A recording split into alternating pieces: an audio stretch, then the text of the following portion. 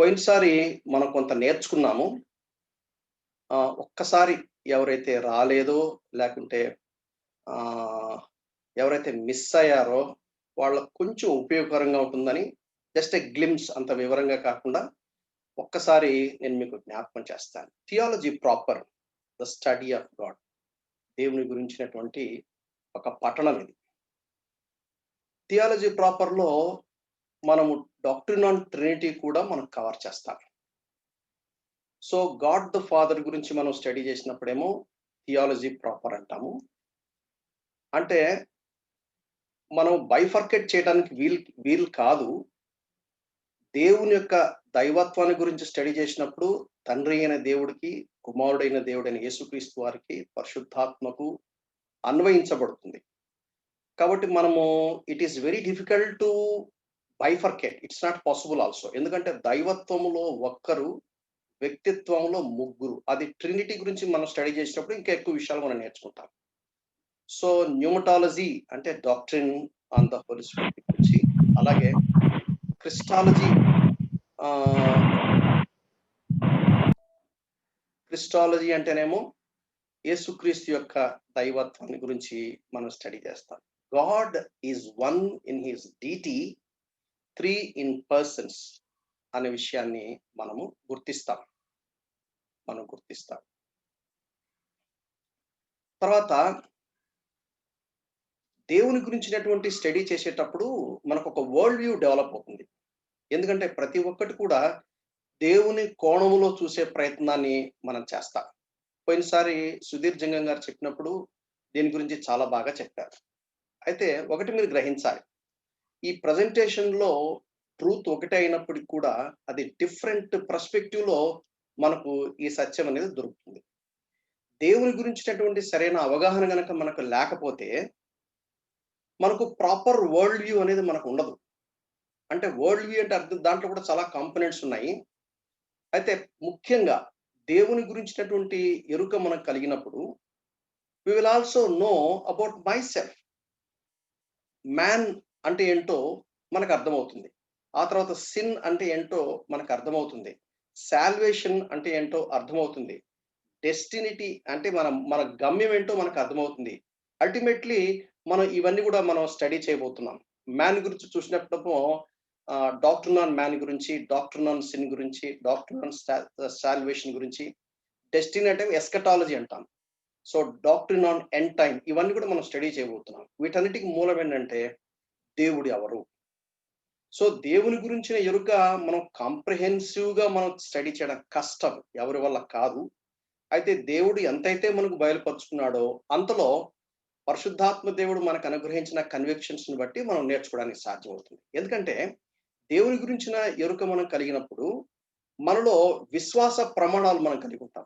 అంటే స్టాండర్డ్స్ మనకు ఎస్టాబ్లిష్ అవుతాయి. ఎందుకంటే బిలీఫ్ సిస్టమ్ ఏం చేస్తుందంటే బిహేవియర్‌ని ప్రొడ్యూస్ చేస్తుంది. Why do we behave like this? It is because the belief system. మనకు తెలియకుండానే మన బిలీఫ్ సిస్టమ్ అనేది మన బిహేవియర్‌లో రిఫ్లెక్ట్ అవుతుంది. కాబట్టి మన బిలీఫ్ సిస్టమ్ ప్రాపర్‌గా ఉండాలంటే we need to have a proper world view. ఆ ప్రాపర్ వరల్డ్ వ్యూ మనకు ఎక్కడి నుంచి వస్తుంది? దేవుని దగ్గర నుంచి వస్తుంది.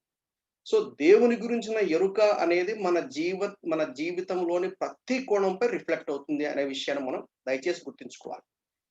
ఒకవేళ మన బిహేవియర్‌లో ఎక్కడైనా తేడాలు వచ్చినాయి అంటే అర్థమైందంటే, మనం దేవుని గురించి ఎరుకలో తేడా వచ్చింది అనేది మనం అర్థం చేసుకోవాలి. ఎందుకంటే దేవుని గురించిన ఎరుక నన్ను గురించిన ఎరుకపై ఆధారపడుతుంది. నా ఎరుక అనేది దేవుని గురించిన ఎరుక నాలో ట్రాన్స్‌ఫర్మేషన్ తీసుకొస్తుంది. సో మన బిహేవియర్ అనేది దేనిపైన ఆధారపడుతుందంటే దేవుణ్ణి ఎంత ఎరిగాము, to what degree, to what measure, to what intimate way we knew God అనేది చాలా ప్రాముఖ్యమే. మన విశ్వాస జీవిత యాత్రలో దినాలు గడిచే కొద్దీ ఆ దేవుని గురించినటువంటి డీపర్ అండర్‌స్టాండింగ్ మనకు రావాలి. నోయింగ్ అనే పదం బైబిల్‌లో చాలా ప్రాముఖ్యమైన పదం అది. నోయింగ్ అంటే it is not just knowledge. It is something more than knowledge. So it is something like fellowship. Relationship వేరే, ఫెలోషిప్ వేరే. సో అందులో మనకు 3 భాగాలుగా మనం స్టడీ చేయబోతున్నాము. మొదటి భాగం ఏంటంటే God's personal existence, the reality of God. రెండవది ఏంటంటే God's perfect attributes, the character of God. మూడోది God's names and titles, the description of God. ఈ 3 కోణాల్లో మనం నేర్చుకుంటాం. The reality of God, the character of God, the description of God. ఇందులో మొదటి భాగంలో మనం నేర్చుకున్నాం. దేవుని యొక్క పర్సనల్ ఎగ్జిస్టెన్స్.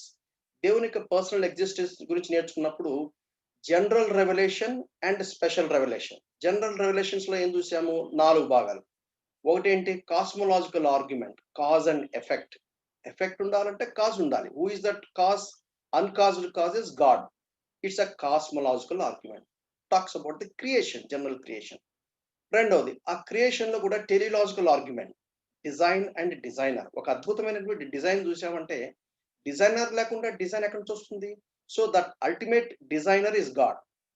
మూడవది ఆంథ్రోపోలాజికల్ ఆర్గ్యుమెంట్, హ్యూమన్, మ్యాన్. దేవుడు మానవుని కలుగజేసినప్పుడు తన పోలికలో చేశాడు అంటే ఆ మారల్ నేచర్ అనేది ప్రతి మానవుడిలో కొద్దో గొప్ప కనపడుతుంది. మారల్ నేచర్ ఉంది అంటే మారల్ లా గివర్ ఎవరు? The moral law giver is God. That is anthropological argument. Anthropos అంటే హ్యూమన్ అర్థం. సో తర్వాత నాలుగోది ఆంటోలాజికల్ ఆర్గ్యుమెంట్. ఆంటోలాజికల్ ఆర్గ్యుమెంట్ అంటే మానవుని హృదయంలో దేవుడు నివసిస్తేనే అప్పుడు ఆ మానవుడికి ఒక కంటెంట్మెంట్ అనేది ఏర్పడుతుంది. ఆ గ్యాప్ అనేది ప్రతి మానవుడిలో ఆ లోన్లీనెస్ అనేది ఉంటుంది. క్వెస్ట్ ఫర్ గాడ్, దేవుడు ఎవరు అనే వెతకాలి, దేవుణ్ణి ఆరాధించాలి, దేవునితో అనుసంధానం అవ్వాలని చెప్పి ప్రతి వ్యక్తికి ఉంటుంది. ఎక్కడి నుంచి వచ్చింది ఆ క్వెస్ట్ ఫర్ గాడ్? ఎన్ని మతాలు ఎందుకు ఉన్నాయంటే మనిషిలో ఉన్నటువంటి ఆవేదన, ఆక్రోషం, ఆ దేవుని ఎరగాలనేటువంటి ఆకాంక్ష, ఆ డీప్ డిజైర్ ఎక్కడి నుంచి వచ్చింది? Because God made man. So that is a general revolution. ఈ జనరల్ రెవల్యూషన్ అనేది applicable for all human beings. రెండవది స్పెషల్ రెవల్యూషన్. ఈ స్పెషల్ రెవల్యూషన్ ఎలా రివీల్ చేసుకున్నాడు దేవుడు? తన దివ్యమైన వాక్యం ద్వారా రివీల్ చేసుకున్నాడు. ఆ తర్వాత దేవుడు యేసుక్రీస్తు ద్వారా తాను రివీల్ చేసుకున్నాడు. ఇది స్పెషల్ రెవల్యూషన్. దీని గురించి మనం పోయినసారి ఆల్రెడీ స్టడీ చేశాం. ఆ తర్వాత థియరీస్ కన్సర్నింగ్ గాడ్. దేవుని గురించినటువంటి కొన్ని థియరీస్ మనం ఈ బిలీఫ్ సిస్టమ్ లో రకరకాలుగా మనం చూస్తాం. క్రోడీకరించి సమ్ టోటల్ దేర్ ఆర్ చాలా ఉన్నాయి. వాటిల్లో కొన్ని మాత్రమే మనం చూసాం. అగ్నాస్టిసిజం గురించి, స్కెప్టిసిజం గురించి, రిలేటివిజం గురించి, రేషనలిజం గురించి, ఎవిడెన్షియలిజం గురించి, fideism, experientialism, concept of notion, pragmatism, atheism, pantheism, polytheism, dualism, monotheism, deism and theism. ఇవన్నీ రికార్డ్ చేసి ఉన్నాయి కాబట్టి మరలా ఇవన్నీ నేను రిపీట్ చేస్తూ పోతే మనం కొత్తవి నేర్చుకోవడం సాధ్యం కాదు కాబట్టి రికార్డ్ చేసినవి యూట్యూబ్ లో ఉన్నాయి. మీరు దయచేసి ఒకవేళ కనుక ఈ అటెండ్ అవ్వకపోతే మీరు దాన్ని డెఫినెట్లీ మీరు ఫాలో అవ్వాలి. తర్వాత దాంతో మొదటి భాగం పూర్తయిందని చెప్పాలి. ద రియాలిటీ ఆఫ్ గాడ్ నుంచి మనం కొంత నేర్చుకున్నట్టుగా అయింది. రెండో భాగంలో కూడా మనం కొంత మటుకు వచ్చాం. The character of God, God's perfect attributes, దేవుని యొక్క సంపూర్ణమైనటువంటి attributes. So God is simple, God is not complex.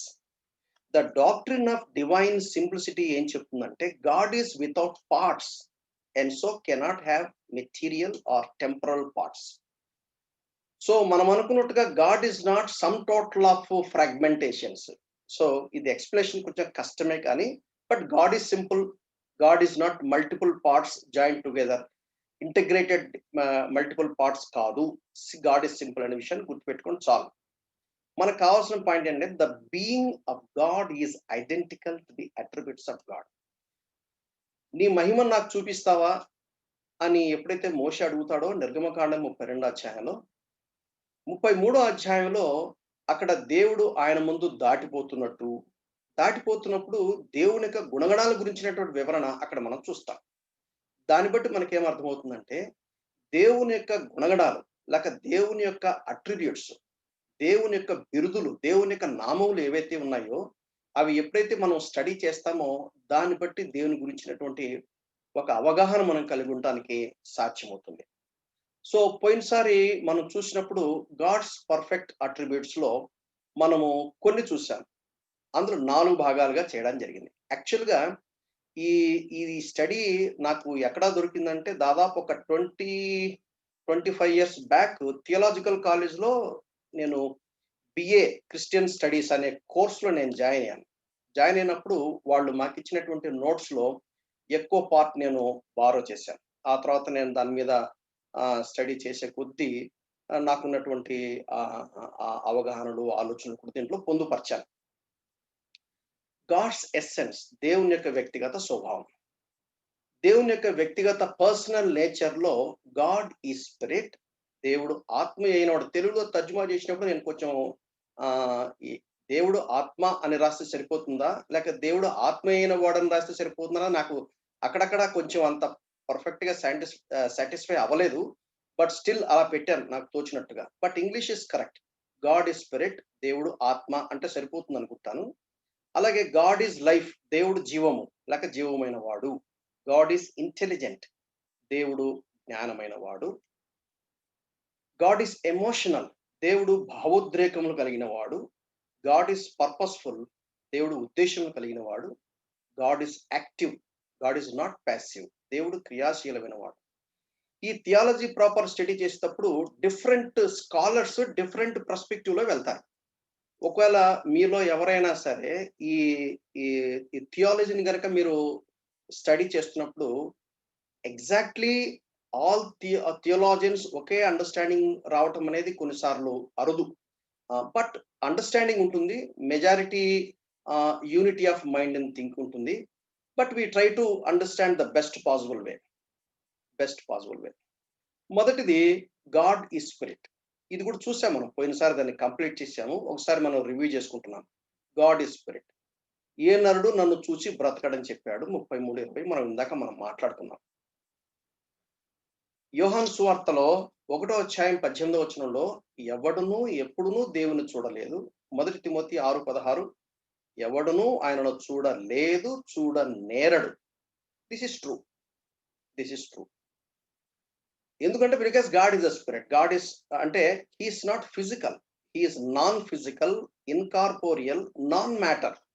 కాబట్టి ఎవరు చూడలేరు. అయితే దేవుని యొక్క మహిమను బట్టి, దేవుని యొక్క ద గ్లోరీ ఆఫ్ గాడ్ గాని, ద మెజెస్టీ ఆఫ్ గాని, ద స్ప్లెండర్ ఆఫ్ గాడ్ గాని, ది ఆసమ్నెస్ ఆఫ్ గాని దేవుని ఎవరు చూడలేరు. ఎందుకంటే యెషయా గ్రంథం 6వ అధ్యాయంలో మనం చూస్తాము. శరాపులు సైతము వారు 2 రెక్కలతో తమ ముఖము కప్పుకున్నట్టుగా మనం చూస్తాము. వారు తమ బాడీని కూడా 2 రెక్కలతో కప్పుకున్నట్టుగా చూస్తాం. దాన్ని బట్టి మనకేం అర్థమవుతుందంటే, in the presence of God even angels who are without sin cannot expose their body. God is so holy and awesome beyond human comprehension. In fact the language fail to express. మనకు వెకాబులరీ కూడా మనకు దొరకదు. God is beyond our senses, so we need revelation. ఎందుకంటే we cannot touch God, we cannot taste God, we cannot see God, we cannot smell, we cannot hear. ఎందుకంటే ఈ physical senses కి limitations ఉన్నాయి. So we need God's revelation. కొన్నిసార్లు కొంతమంది express చేస్తూ ఉంటారు, నాకెందుకో దేవుడు ఉన్నట్టుగా అనిపిస్తుంది అని. But I believe it's not possible to sense with our physical senses. God is beyond our senses. అయితే పాత నిబంధనలో మనం చూసినప్పుడు కొన్ని ఎక్స్ప్రెషన్స్ మనం చూస్తాం, కొన్ని స్టేట్మెంట్స్ మనం చూస్తాం. దీని గురించి కూడా పోయినసారి చూసాము, మరోసారి మీకు జ్ఞాపకం చేస్తా ఉన్నా. 2వ దినవృత్తాంతాలు 16:8 తన ఎడల యథార్థ హృదయం గలవారిని బలపరచుటకై యెహోవా కనుదృష్టి లోకమంతా సంచారం చేయుచున్నది. అక్కడ యెహోవా కనుదృష్టి అన్నారు. దీన్ని ఆంథ్రోపోమార్ఫిజం అంటారు. అంటే దేవుడికి కళ్ళుంటాయా, దేవుడికి చెవులుంటాయా, దేవుడికి చేతులుంటాయా, కాళ్ళుంటాయా? ఉండవు. అయితే దేవుడు తను తాను మనకు ఎక్స్ప్రెస్ చేస్తున్నప్పుడు హ్యూమన్ టర్మ్ లో ఎక్స్ప్రెస్ చేసే పద్ధతిని ఆంథ్రోపోమార్ఫిజం అని అంటారు. రక్షింపనేరకైనట్లు యెహోవా హస్తము కురచ కాలేదు, విననేరకైనట్లు ఆయన చెవులు మందము కాలేదు అన్నప్పుడు ఇక్కడ కూడా ఆయనకు హస్తము లేక ఆయనకు చెవులు ఉన్నట్టుగా అనిపిస్తుంది. ఇన్ఫాక్ట్ దేవుడికి ఉండవు. దాన్ని ఆంథ్రోపోమార్ఫిక్ లాంగ్వేజ్ అంటారు. రోమా 1:18 దుర్నీతి చేత సత్యమును అడ్డగించు మనుషుల యొక్క సమస్త భక్తిహీనత మీదను దుర్నీతి మీదను దేవుని కోపము పరలోకము నుండి బయలుపరచబడుచున్నది. దేవుని కోపం అంటే దేవుడు కోపట్టినప్పుడు మనం కోపన్నట్టుగా కోప్పడతాడా? దాన్ని ఆంథ్రోపోపాథిజం అంటారు.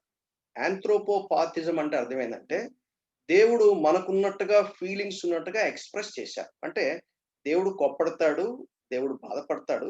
అయితే మనకులాగా బాధపడతాడు, మనకులాగా కోప్పడతాడు, మన కోపం వస్తే వెర్రి కోపం ఉంటుంది, మనం ఏమేమో చేస్తాం. అలా చేస్తారని దాని ఉద్దేశ్యం కాదు. దాని ఉద్దేశ్యం కాదు. పరిశుద్ధాత్మను దుఃఖపరచకుడి అంటే దేవుడు దుఃఖపడతాడు. Because is person. ఆయన ఒక వ్యక్తి, ఒక శక్తి కాదు. సో దీన్ని ఆంథ్రోపోపాథిజం అంటారు టెక్నికల్ గా.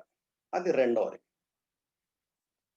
ఆ తర్వాత మొదటి సమూయేలు 15:11 సౌలు నన్ను అనుసరింపక వెనుక తీసి నా ఆజ్ఞలను గైకొనకపోయెను గనుక అతనిని రాజుగా నిర్ణయించినందుకు నేను పశ్చాత్తాప పడుచున్నాను. పశ్చాత్తాప పడుతున్నాను అంటే మనం మాట్లాడే పద్ధతి వేరే, దేవుని గురించి మాట్లాడినప్పుడు పద్ధతి వేరే. మనం పశ్చాత్తాపడ్డామండి, అయ్యో ఐఎమ్ సారీ, నేను పొరపాటు చేశాను, ఇలా చేయకుండా ఉండాల్సింది అని మనం అంటాం. కానీ దేవుడి దగ్గరికి వచ్చినప్పుడు దేవుడు అలా మనం పశ్చాత్తాపడినట్టుగా పశ్చాత్తాపడ్డు. గాడ్ హ్యావింగ్ హ్యూమన్ యాక్షన్స్ ని ఆంథ్రోపాయిసెస్ అంటారు. ఆంథ్రోపాయిసెస్ అంటారు. అంటే గాడ్ రిపెంటింగ్ అంటే మనం రిపెంట్ కాదు. So God is not man. ఆ విషయాన్ని మనం గుర్తుపెట్టుకోవాలి. అందుకనే యెషయా 43:25 అంటాడు, నేనే నా చిత్తానుసారంగా నీ అతిక్రమలను తుడిచివేయుచున్నాను, నేను నీ పాపములను జ్ఞాపకం చేసుకుని మర్చిపోతాడా? మర్చిపోవటం కాదు. సో దాన్ని ఆంథ్రోపోపాయిసెస్ లాంగ్వేజ్ అంటారు టెక్నికల్ గా. ఇది మనం గుర్తుపెట్టుకోవాలి. లేకపోతే ఏమవుతుందంటే కాంట్రడిక్టరీ టర్మ్స్ లో మాట్లాడినట్టుగా ఉంటుంది. ఫర్ ఎగ్జాంపుల్ భవిష్యత్తు జ్ఞానమును బట్టి 1 పేతురు 1:2 దేవుడు తన భవిష్యత్తు జ్ఞానాన్ని బట్టి ఆయన ఎలక్షన్ చేయటం కానీ, ఆయన పిలవటం కానీ అని చెప్పినట్టుగా అక్కడ మనం చూస్తాం. కానీ బట్ గాడ్ ఈజ్ ఇటర్నల్ అని చెప్పినప్పుడు, గాడ్ ఈజ్ ఇటర్నల్ అంటే అర్థం ఏంటి? గాడ్ ఈజ్ బియాండ్ టైమ్ అని అర్థం. When God is beyond time, future అన్నప్పుడు అది ఎట్లా వర్తిస్తుంది? రెండు కాంట్రడిక్టరీ కదా. ఈ విషయాన్ని మనం గుర్తుపెట్టుకోవాలి. సో బైబిల్లో రాయబడినప్పుడు ఇంటర్ప్రిటేషన్ దగ్గరికి వచ్చినప్పుడు లిటరల్ గా ఇంటర్ప్రిటేషన్ చేసినప్పుడు మనకు కొన్ని ఇబ్బందులు వస్తాయి. మరి భవిష్యత్తు జ్ఞానం బట్టి అంటే దాని అర్థం ఏంటి? It is very difficult to understand. Ephesians 1:1 ఏమని రాయబడింది? జగత్తు పునాది వేయబడక మునిపే క్రీస్తులో ప్రేమ చేత నన్ను ఏర్పాటు చేసుకున్నాడు. జగత్తు పునాది వేయబడక మునే రెఫరెన్స్ పాయింట్ ఆఫ్ ఎవరి కోసం? మన కోసం, దేవుడి కోసం కాదు. అందుకనే దేవుడు నేనే ఐ యామ్ అన్నారు. దాని తర్వాత కూడా మనం చూస్తాం, ఇంకొక దాని గురించి వివరంగా చూస్తాం మనం. సో ఒక పాయింట్ మనం గుర్తుపెట్టుకోవాల్సింది ఏంటంటే, బైబిల్లో ఇంటర్ప్రిట్ చేసేటప్పుడు లిటరల్ ఇంటర్ప్రిట్ చేయాలంటే మనకు కొంచెం ఇబ్బందులు వస్తాయి, మనకు అర్థం కాదు. ఇదే సేమ్ థింగ్ భవిష్యత్తు జ్ఞానం అన్నప్పుడు God is eternal. When God is eternal, God has no past, God has no future. For God everything is eternally present. ఆ టెక్నికల్ అండర్స్టాండింగ్ మనకు కలిగినప్పుడు మనకు ఇంటర్ప్రిటేషన్ లో మనకి ఇబ్బందులే ఉంటాం. అలాగే యెహోవా కను దృష్టి అన్నప్పుడు God is spirit. God is spirit అన్నప్పుడు నాన్ ఫిజికల్, మెటాఫిజికల్. ఇందాక మనం చూసాం, అది ఆంథ్రోపోమార్ఫిక్ లాంగ్వేజ్. ఆ లాంగ్వేజ్ కింద దాన్ని మళ్ళీ తీసుకుంటే మనం అండర్స్టాండ్ చేసుకుంటాం. అలాగే పశ్చాత్తాప పడుతున్నాను అంటే it is God is impossibility. Impossibility అంటే అర్థం ఏంటి? లాటిన్ లో ఇన్ అంటే నాట్ అని అర్థం. పాసిబిలిస్ అంటే able to suffer or experience emotion. Describes the theological doctrine that God does not experience pain or pleasure from the action of another being. అంటే మనం దేవుణ్ణి we cannot add anything to God. We cannot make God down or up. God is perfect. God does not change. So ఆ విషయాలు కాబట్టి ఒక విషయం మనం గుర్తుపెట్టుకోవాలి ఏంటంటే, God does not compromise on his character are తనకున్నటువంటి గుణగణాల విషయంలో దేవుడు ఒకటి ఎక్కువ, ఒకటి తక్కువ, ఒకటి యాబ్సెంట్, ఒకటి ప్రజెంట్ అని మనం అనుకోరాదు. So we need to understand in a comprehensive manner. So ఇది మనం గుర్తుపెట్టుకోవాలి, దీన్ని మనం మర్చిపోకూడదు. ఆదికాండం 11:5 కానీ, నిర్గమకాండం 3వ ఆయన దిగి వచ్చాడంటే గాడ్ ఈజ్ ఆమ్ని ప్రెజెంట్ కదా. దిగి వచ్చాడంటే పైన ఆబ్సెంట్ అయి ఉన్నాడా? కాదు. దాని అర్థం అంటే మనం అర్థం చేసుకోవడానికి దేవుడు మోషే ద్వారా మన భాషలో, మన పద్ధతిలో దేవుడు తన్ను తాను ఎంత మనల్ని ప్రేమిస్తున్నాడో దాన్ని బట్టి మనకు అర్థమవుతుంది. అలాగే ఆ బండ క్రీస్తే అంటే god is infinite. When God is infinite, how can we make god as a stone? అది మనం గుర్తుపెట్టుకోవాలి. సో దట్స్ హౌ దేవుని గురించినటువంటి అవగాహన మనం డెవలప్ చేసుకున్నప్పుడు మనం ఒక కాంక్రీట్ అండర్స్టాండింగ్ లో మనం ఇంటర్ప్రిట్ చేసుకోవటం అనేది చాలా ప్రాముఖ్యమైనది. ఈ విషయాన్ని మీరు దయచేసి గుర్తుపెట్టుకోండి. సో గాడ్ ఈజ్ స్పిరిట్ అనే దాని గురించి మనం కొంత చూడగలిగాం. ఇంతవరకు మనం పోయినసారి అయింది. ఇక్కడ నుంచి మనము ఇవాళ మనం కొత్తగా నేర్చుకుంటున్నాం. God is life. దేవుడు జీవమైన వాడు. దాన్ని టెక్నికల్‌గా, థియలాజికల్‌గా మాట్లాడాలంటే ఇలా చెప్పాలి. Theologically life may be defined as potential energy or activity directed by mind or intelligence. మనం చదువుకున్నప్పుడు చదువుకున్నాం పొటెన్షియల్ ఎనర్జీ అని, కైనెటిక్ ఎనర్జీ అని. మనం డెఫినిషన్స్‌తో పాటు మనం నేర్చుకున్నాం. సో, లైఫ్ అనేది ఎక్కడి నుంచి ఒరిజినేట్ అవుతుంది? దేవుడి దగ్గర నుంచి ఒరిజినేట్. ఆయనలో జీవం ఉండెను. ఆ జీవం మనుషులకు వెలుగై ఉండెను. యోహాను సువార్త 1:4. God is life. God is living. In that he possesses within himself the source of all being and activity for himself and for others. స్ట్రాంగ్స్ ఇచ్చినటువంటి డెఫినిషన్ అది. సో, రకరకాలుగా డెఫినిషన్ వస్తుంది. ఒక విషయం గుర్తుపెట్టుకోవాలంటే లైఫ్ అనేది it always originates from God. ఆయనలో జీవం ఉంది. ఆయన జీవమైన వాడు. జీవమైన వాడు. యోహాను సువార్త 1:4. ఆయనలో జీవం ఉండెను. ఆదికాండము 2:7. వాని నాసికారంధ్రములలో జీవవాయువును ఊదగా నరుడు జీవాత్మ ఆయన. కొలస్సీ 3:4లో అంటాడు. Christ who is our life. ఆయనే మనకు జీవమైన వాడు. He is our life. యోహాను సువార్త 14:12. ఆయన జీవించుచున్నాడు గనక నేను జీవించున్నాను. డాక్టర్ రవి జకరయాస్ ఈ వచనాన్ని బట్టే ఆయన ప్రభులోకి వచ్చాడు. యేసు ప్రభువును రక్షకుడుగా ఆయన ఎరిగినట్టుగా తన సాక్ష్యంలో నేను విన్నాను. ఆయనలో జీవం ఉన్నది. సజీవుడైన దేవుని స్వరం. ఎన్నో వచనాలు ఉన్నాయి బైబిల్‌లో ఇటువంటి మాటలు కలిగించేవి. సజీవమైన దేవుని స్వరం. యోహాను 6:60. ఆత్మయే జీవింపజేయుచున్నది. నేను మీతో చెప్పిన మాటలు ఆత్మయు జీవమై ఉన్నవి. Self explanatory. ద్వితీయోపదేశకాండము 8వ అధ్యాయము 3వ వచనంలో కూడా మనకు ఆ మాట మనకు కనబడుతుంది. నేను చదువుతాను చూడండి. ఆహారం వలననే కాక యెహోవా సెలవిచ్చిన ప్రతి మాట వలన నరులు బ్రతుకుదురని నీకు తెలియజేయుటకు ఆయన నిన్ను అణచి నీకు ఆకలి కలగచేసి నీవే గాని నీ పితరులే గాని ఎన్నడెరుగని మన్నాతో నిన్ను పోషించను. ఇదే మాట మత్తయి సువార్త 4:4లో ప్రభువైన యేసుక్రీస్తు వారు అన్నారు.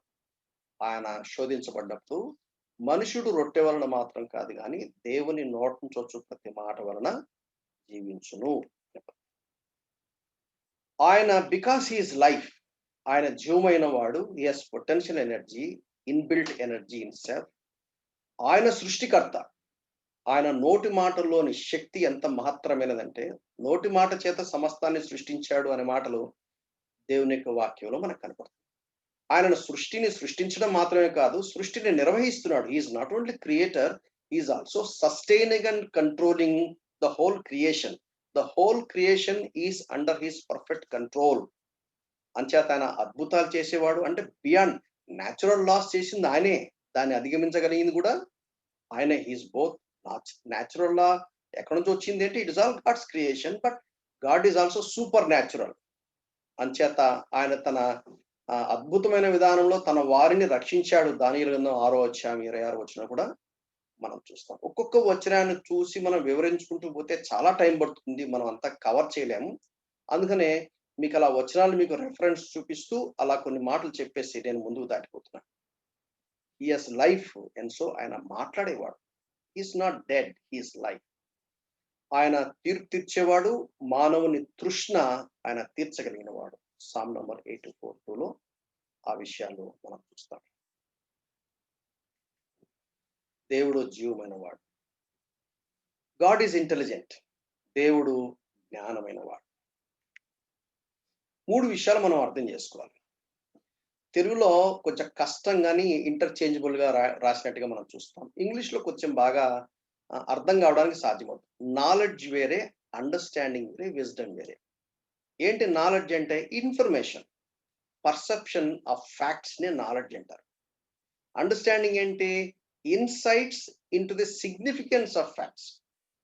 ఒక నాలెడ్జ్, ఒక ఇన్ఫర్మేషన్ ఉంది, బట్ ఆ ఇన్ఫర్మేషన్ యొక్క ఇన్సైట్స్ ని తెలుసుకునే దాన్ని, కలిగిన దాన్ని అండర్స్టాండింగ్ అంటారు. విజ్డమ్ అని దేన్ని అంటారు? Ability to apply knowledge for good. So application లో పెట్టగలిగిన దాన్ని విజ్డమ్ అంటారు. సో నాలెడ్జ్ వేరే, అండర్స్టాండింగ్ వేరే, విజ్డమ్ వేరే. కానీ ఈ మనం పలికేటప్పుడు కొన్నిసార్లు ఎలా పలుకుతామంటే సినానిమ్స్ లాగానే పలుకుతాం. పర్యాయ పదాలుగానే పలుకుతాం. కానీ ప్రత్యేకంగా మనం పరిశీలించి చూస్తే కొంత వ్యత్యాసం ఉంది. సో గాడ్ ఈజ్ ఇంటెలిజెంట్ అంటే ఆయనలో జ్ఞానం ఉంది, ఆయనలో వివేచన ఉంది, ఆయనలో తెలివి ఉంది. అంచేత దేవుని యొక్క అనంతమైన జ్ఞానము మొదటి సమయంలో 2:3లో దేవుడు అనంత జ్ఞానియగు దేవుడు అని అంటాడు. సామెతలు 3:19 జ్ఞానం వలన తెలివితేటల వల్ల ఏమేం జరుగుతాయో చాలా చక్కగా ఆయన వివరిస్తాడు. యోహాను 11:2 అది యాక్చువల్‌గా ఏడంతల ఆత్మ గురించినటువంటి ఎక్స్‌ప్లనేషన్ అక్కడ మనం చూస్తాం. యెహోవా ఆత్మ జ్ఞాన వివేకములకు ఆధారమగు ఆత్మ. ప్రభువైన యేసుక్రీస్తు వారి గురించి అలాగే పరిశుద్ధాత్మ దేవుని గురించి కూడా ఆ మాటలు వివరిస్తాయి. అపోస్తలుడైన పౌలు అంటాడు రోమా 11:33లో ఆహా దేవుని బుద్ధి జ్ఞానముల బాహుళ్యము ఎంతో గొప్పది. అంటే మనం పూర్తిగా గ్రహించలేము, కొంత మటుకు తెలుసుకోవడానికి సాధ్యమవుతుంది. ఈ దేవుని యొక్క జ్ఞానము ఎక్కడ మనకు బాగా కనపడుతుందంటే మనల్ని రక్షించిన విధానంలో చాలా అద్భుతమైనటువంటి దేవుని ప్రచండమైనటువంటి జ్ఞానం మనకు కనపడుతుంది. ఆయన జగత్తు పునాది వేయబడు మునుపే ఆయన మనల్ని ఏర్పాటు చేసుకునే విషయంలో, ఆయన ఏర్పాటు చేసుకోవడం మాత్రమే కాకుండా మన కోసం ఒక ప్రీ డెస్టినేషన్ ఏర్పాటు చేసే విషయంలో, ఆయన మనల్ని పిలిచే విషయంలో, ఆయన మనల్ని నీతిమంతులుగా చేయటానికి ప్రభువైన యేసుక్రీస్తు వారిని కల్వరి శిలువలో ఆయన ఒక బలియాగముగా తను తాను అర్పించుకునే విషయంలో స్పెషల్లీ మనం సిలువను చూసినప్పుడు దేవుని యొక్క జ్ఞానం ఎంత అద్భుతంగా కనపడుతుందంటే, ఇటు దేవుని సత్యము నెరవేర్చబడింది, ఇటు దేవుని యొక్క కృప ప్రదర్శించబడింది, ఉచితంగా మనకు గొప్ప రక్షణ మనకు కలిగింది. సో దేవుని న్యాయం విషయంలో గాని, దేవుని సత్యం విషయంలో ఎక్కడ రాజీ పడలేదు. ఎట్ ద సేమ్ టైం పాపులమైన మనకు ఉచితంగా గొప్ప రక్షణ అనుగ్రహించడానికి దోహదమైంది. రక్షణ అనేది చాలా అద్భుతమైంది. సంఘం గురించిన మర్మం బైబిల్‌లో 7 మర్మాల గురించి రాస్తారు. చాలా మంది పాటలు ప్రార్థన చేసేటప్పుడు ప్రభా మాకు మీ మర్మములు తెలియజేయండి అని. ఇప్పుడు మనకు మర్మములు ఏమి లేవు. ఆల్రెడీ మర్మములు దేవుడు తన వాక్యంలో మనకు తెలియపరిచాడు. మనకి he has to throw light అని. దేవుడు మనల్ని ఇల్యూమినేట్ చేయాలి. ఆహ్, దేవుడు మనకు ఆ సత్యములో గ్రహించడానికి మనోనేత్రం వెలిగింపచేయాలి. మర్మమైన క్రీస్తును ఎరగటం అనేది నిత్యత్వంలో కూడా మనకు పూర్తిగా రాదని నేను అనుకుంటాను. మనం even after we slip into eternity we will not be able to know god sum total. ఆయనను ఉన్నట్టుగా చూస్తామని మొదటి యోహాను పత్రిక 3వ అధ్యాయంలో మనం చూస్తాం గానీ, if you have to know god in total, you have to begin with god, you have to end with god. But God is eternal. God has no beginning, no ending. కాబట్టి ఇట్ ఈస్ నాట్ పాసిబుల్. ఎందుకంటే మనం time స్పాన్‌లో మనం ఎక్కడో 4000 సంవత్సరాల తర్వాత మనం పుట్టాం. కాబట్టి అండ్ ఆల్సో ఆ దేవుని యొక్క ఆ సంపూర్ణతను మనం పూర్తిగా ఎరగలేం గానీ, but as much as god reveals we keep knowing. అందుకనే నేనేమనుకుంటానంటే, పరలోక రాజ్యంలో దేవుణ్ణి ఆరాధించడానికి మనకొక మూలమైనటువంటి ట్రూత్ ఏమిటి అంటే, god reveals himself on and on, on and on, the more and more. The more we keep seeing god, the more we begin to worship God. How great, how awesome, how wonderful, how ఎంత మాటలు కూడా సరిగ్గా రావట్లా. అంటే ఆ దేవుని యొక్క గొప్పతనం గాని, ఆ మహిమ గాని, ఆ యొక్క స్ప్లెండర్ గాని ఎంత గొప్పగా ఉంటదో అది చాలా ఆశ్చర్యంగా ఉంటుంది. మొదటి కొరింథీ 2వ అధ్యాయం 10, 11లో అంటాడు. అక్కడ యాక్చువల్‌గా రెవల్యూషన్, ఇన్స్పిరేషన్, ఇల్యూమినేషన్ మొదటి కొరింథీ 2వ అధ్యాయంలో గనుక మనం ఎక్స్‌పోజిటరీ ప్రెజెంటేషన్ చేసినప్పుడు ఆ 3 మాటలు అక్కడి నుంచే కనపడతాయి. అక్కడ పౌలు అంటాడు దేవుని సంగతులు. అందుకనే పరిశుద్ధాత్మ దేవుడు మనలో నివసిస్తున్నాడు. ఆ పరిశుద్ధాత్మ దేవుని గురించినటువంటి పరిశుద్ధాత్మ దేవుడు, తండ్రి అయిన దేవుడు, కుమారుడైన దేవుడు, వారి గురించిన వివరణ త్రిత్వంలో ఎక్కువగా చూస్తాం మనం. అయితే ఆ దేవుని గురించిన ఎరుక నాకు తెలియచేయడానికి ఆ పరిశుద్ధాత్మ దేవుడు నాకు తెలియపరుస్తాడు. ఆ దేవుని యొక్క జ్ఞానాన్ని నేను గ్రహించడానికి సాధ్యమవుతుంది. ఆ దేవుని యొక్క జ్ఞానం ఏం చేస్తుందంటే, ఈ భూమి మీద నేను బ్రతకడానికి కావాల్సినటువంటి ఆ ఇన్ఫర్మేషను, అండర్‌స్టాండింగు, ఆ తర్వాత ఆ యొక్క విజ్డమ్‌ని కూడా ఆయనే మనకు అనుగ్రహిస్తాడు. So, God is life, God is spirit and God is intelligent. So, దాని గురించి కొన్ని విషయాలు చూసాం. సో, గాడ్ ఈజ్ ఎమోషనల్, భావోద్వేగములు కలిగిన వాడు. ఆదికాండము 6:6లో ఆయన తన హృదయంలో నొచ్చుకున్నాడు. God is able to feel genuine emotions. ఆయన తన హృదయంలో నొచ్చుకున్నాడు. ఆదికాండము 6:6. నిర్గమకాండము 34:14 ఆయన రోషం గల దేవుడు. అంటే సలస్ గాడ్ అని రాయబడింది. సో మనకున్నటువంటి అందుకనే ఆయన స్వరూపంలో మనల్ని చేశాడు అంటే he has mind to think. God gave me mind so that I can also think. God has heart, he can feel. ఆ హృదయాన్ని నాకు కూడా అనుగ్రహించినాడు.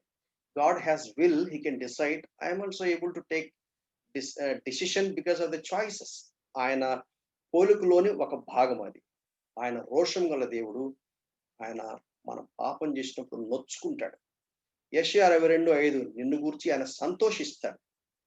31:3 ఆయన నిన్ను ప్రేమించుచున్నాడు. ఇవన్నీ కూడా ఎమోషనల్లోని భాగాలన్నమాట. పాపము చేయు వారందరూ నీకు అసఖ్యులు. పరిశుద్ధమైన దేవుడైతే పాపమును ఖచ్చితంగా అసహించుకోవాలి మరి. ఆయన దయా దాక్షిణ్యములు కలిగిన వాడు. ఇలా బైబిల్లో దేవునికి ఉన్నటువంటి ఎమోషన్స్ కి సంబంధించిన వచనాలు ఎన్నో ఉన్నాయి. కీర్తన 103:13 యెహోవా యందు భయభక్తులు గలవారి చుట్టూ తన విషయం ఆయన జాలి పడతాడు. జాలి పడే దేవుడు. ఆయన కోపగించుకుంటాడు. ఎందుకంటే పరిశుద్ధమైన దేవుడు కాబట్టి.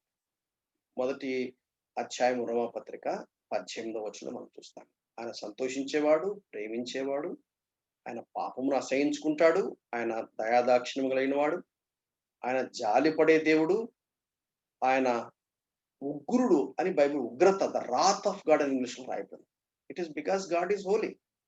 అది దేవునికి ఉన్నటువంటి ఎక్స్ప్రెషన్స్ లో ఎమోషనల్ ఎక్స్ప్రెషన్ అదొక భాగం. So God is emotional. God is purposeful అంటే దేవుడు ఉద్దేశం కలిగిన వాడు. ఎఫెసీ పత్రిక మొదటి అధ్యాయం 10-11 వచనంలో మనం చూస్తాం. తన చిత్త ప్రకారమైన సంకల్పము.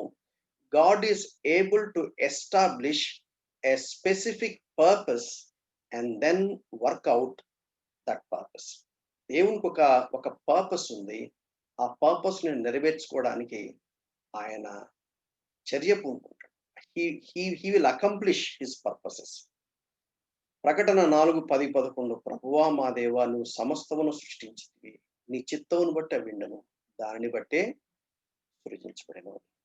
కీర్తన 135:6 what so ever the lord pleases.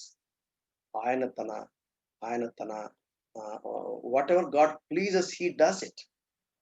దానియేలు 4:35 అకార్డింగ్ టు హిస్ విల్. ఆయన చిత్తం చొప్పున ఒక పర్పస్ తో ఆయన చేస్తాడు. ఆ పర్పస్ నెరవేర్చుకోవడానికే ఆయన అకంప్లిష్ చేయగలడు. యెషయా 45:18 he created it not in vein. అక్కడ భూమిని గురించినటువంటి మాట్లాడతాడు. నిరాకారంగా చేయలేదని మాట్లాడతాడు. సో దేవుడు ఒక పర్పస్ తో చేశాడు అనే విషయాన్ని మనం గుర్తుపెట్టుకోవాలి. As I have purposed so it shall stand. యెషయా 14:24 God is a purposeful God. దేవుడు ఒక పర్పస్ తో చేస్తాడు. వితౌట్ పర్పస్ ఏం చేయడు. ఏం చేసినా ఒక పర్పస్ ఉంటుంది. కాబట్టి ఆ పర్పస్ ఏంటో గ్రహించడం చాలా ప్రాముఖ్యం. అందుకనే ఇర్మియా 29:11 మనం చూస్తాం. ఎన్ఐవి వర్షన్లో ఈ మాటలు కనబడతాయి. I have the plans I have for you. Plans అని ప్లూరల్ వర్డ్ వాడారు. Speaks volumes. God has plans. ఎందుకంటే హీ హాజ్ అ పర్పస్. ఆయన పర్పస్ ఉంది కాబట్టి ఆ పర్పస్ ని అనుసరించి ఆయన ప్లాన్ చేస్తాడు. అందుకనే దేవుడు మన జీవితాల్లో చేసే కార్యాల్లో కూడా ఆయన యొక్క పర్పస్ ని మనం గ్రహించినప్పుడు మనం ఆ ప్యాటర్న్ ని, ఆ సర్కమ్స్టాన్సెస్ ని, ఆ రిలేషన్షిప్స్ ని, ఆ సిచ్యువేషన్ ని మనం ప్రాపర్ గా అర్థం చేసుకోవడానికి అవకాశం ఉంటుంది. ఎందుకు అబ్బా దేవుడు నా జీవితంలో ఇలా రానిచ్చాడు, ఎందుకు అలా చేస్తున్నాడు ఓసారి మనకు అర్థం కాకపోవచ్చు. అయితే ఒకటి మనం గ్రహించాల్సింది ఏంటంటే god is a god of purpose అనే విషయాన్ని మనం మర్చిపోతాం. రోమా 8:28 ఇంకా స్పష్టంగా దాని గురించి మనం చూస్తాం. దేవుని ప్రేమించే వారికి అనగా ఆయన సంకల్పము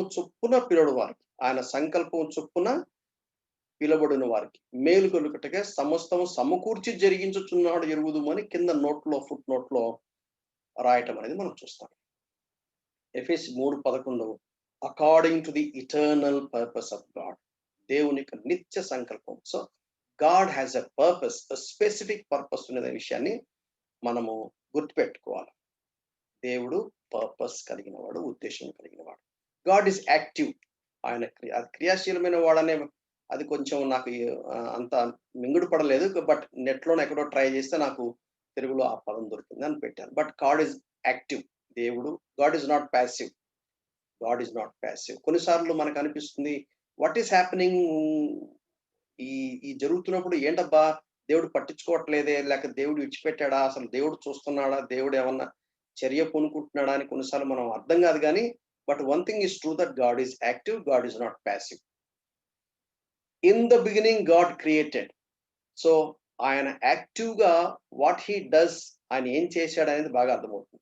19:2లో సామ్‌లో 3 అదే అంటాడు. How great are thy works. Is active and so he created. All the great acts of God. Deuteronomy 11:7. ఫిలిప్పి 2:13లో ఇంకా భలే ఉంది. అంటే God works in me, I work it out. ఆయన నాలో పనిచేస్తాడు. దాన్ని భయముతో, వణుకుతో నా రక్షణ నేను కొనసాగించుకుంటాను.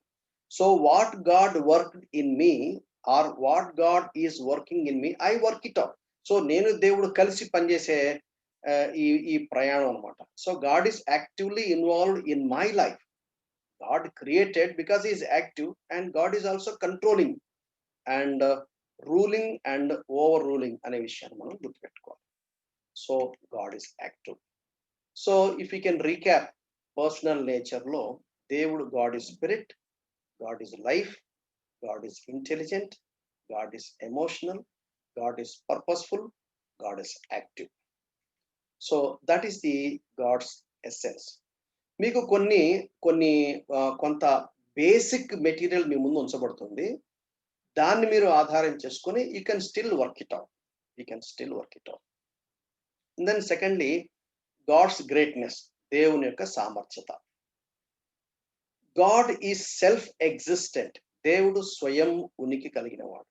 సో అంటే గాడ్ హ్యాస్ చిన్నపిల్లలకి మనం మాట్లాడుతున్నప్పుడు గాడ్ క్రియేటెడ్ ఆల్ క్రియేషన్ అంటే దెన్ హూ క్రియేటెడ్ గాడ్ అని వెంటనే వాళ్ళు అడుగుతారు. So God is uncreated. God is self existent. అంత మటుకు మనం చెప్పగలం కానీ we cannot go behind and beyond. God is self existent. దేవుడు స్వయం ఉనికి కలిగినవాడు. God is self sufficient. దేవుడికి కొరత ఉండదు. దేవుడికి అవసరత ఉండదు. మనం దేవుడికి ఏది చేసి ఇంకేదో యాడ్ చేయటం కానీ, ఉన్నది తీసేయటం కానీ జరగడానికి ఉండదు. God is self sufficient. ఆయన స్వయంభవుడు. స్వయంభవుడు అనే పదం కరెక్ట్ అనుకుంటాను. God is self sufficient. God is eternal. God has no beginning. God has no ending. God is eternal. ఆయన నిత్యము ఉండేవాడు. God is never absent any point of time. అది దాని తాత్పర్యం. God is self existent. God is self sufficient. God is eternal. That is God's perfection. అంటే God's perfectly eternal, God perfectly self sufficient, God perfectly self existent అని అర్థం. God is ఆమ్నిసియంట్. దేవుడు సర్వజ్ఞాని. సర్వజ్ఞానం కలిగిన వాడు, సర్వము ఎరిగిన వాడు. అందులో గాడ్స్ నాలెడ్జ్ ఉంది, అందులో గాడ్స్ విజ్డమ్ ఉంది అనే విషయాన్ని మనం గుర్తుపెట్టుకోవాలి. God is omni present. పోయినసారి మనం మాట్లాడినప్పుడు మామూలుగా సర్వసాధారణంగా చాలా మంది చెప్తా ఉంటారు. పోయినసారి I think it is Darla Koteswara garu అనుకుంటున్నాను చెప్పింది. ఒక బుక్ లో రాసి పెట్టారండి. అక్కడ ఏమనుందంటే సర్వంతర్యామి అని కూడా రాశారు అని. నేను వెరిఫై చేస్తే నాకేమర్థమైందంటే మనము సర్వంతర్యామి అని మనం అనకూడదు. దాని గురించి కొంచెం ఇంకో నెక్స్ట్ స్టేట్మెంట్ లో మీకు చెప్తాను. God is omnipresent. సర్వవ్యాప్తి అయిన వాడు. సర్వవ్యాప్తి వేరే, సర్వంతర్యామి వేరే. సర్వంతర్యామి అంటే అన్నింటిలో ఉన్నవాడని. అన్నింటిలో ఉన్నా అంటే ఆయన నీళ్ళలో లేడు, ఆయన రాయిలో లేడు, ఆయన చెట్టులో లేడు. కానీ మన ఫ్రెండ్స్ అనేటువంటి కొంతమంది నాన్ క్రిస్టియన్ బిలీఫ్ కలిగినటువంటి వాళ్ళు సర్వంతర్యామి అని కూడా అంటారు. సో నాకు తెలిసినటువంటి కొంతమంది దీని మీద బాగా పట్టు ఉన్న వాళ్ళు చెప్పినటువంటి మాట ఏంటంటే మనం సర్వంతర్యామి అని మనం అనకూడదు. మనం సర్వవ్యాప్తి అయిన వాడు అని మాత్రమే అనాలి. So god is omnipotent, almighty. ఆయన సర్వశక్తివంతుడు. సో ఆ తర్వాత God is sovereign. God in sovereign అనే పదంలో చాలా చాలా గంభీరమైనటువంటి సత్యాలు ఉన్నాయి. అందులో మనం గుర్తుపెట్టుకోవడానికి ఎలా చెప్పొచ్చు అంటే god is sovereign in creation. అంటే దేవుడు క్రియేట్ చేసేటప్పుడు ఎవరిని కన్సల్ట్ చేయడు, ఎవరి సజెషన్ తీసుకోడు, ఎవరి కింద దేవుడు ఉండడు. God is ultimate authority. He is a supreme authority. So God is sovereign, God is providence. అంటే ప్రావిడెన్స్ అనే పదం is something more than a miracle. అంటే God orchestrates things to happen in a particular way. So God is sovereign in redemption, మనల్ని రక్షించే విషయంలో కూడా ఆయన God is sovereign. ఆయన తీర్పు తీర్చే విషయంలో God is sovereign. Authority, all authorities are under his authority because God is sovereign. ఆయన పర్పసెస్ విషయంలో again God is sovereign. Omnipotent, సర్వవ్యాప్తి అయిన వాడు, I mean almighty God, omniscient, సర్వజ్ఞాన్, ఇవన్నీ కూడా దేవుని యొక్క సార్వభౌమత్వంలో మనకు కలిసి వస్తాయి. గాడ్ సావరిటీ అనేది ఒక పెద్ద అంశం.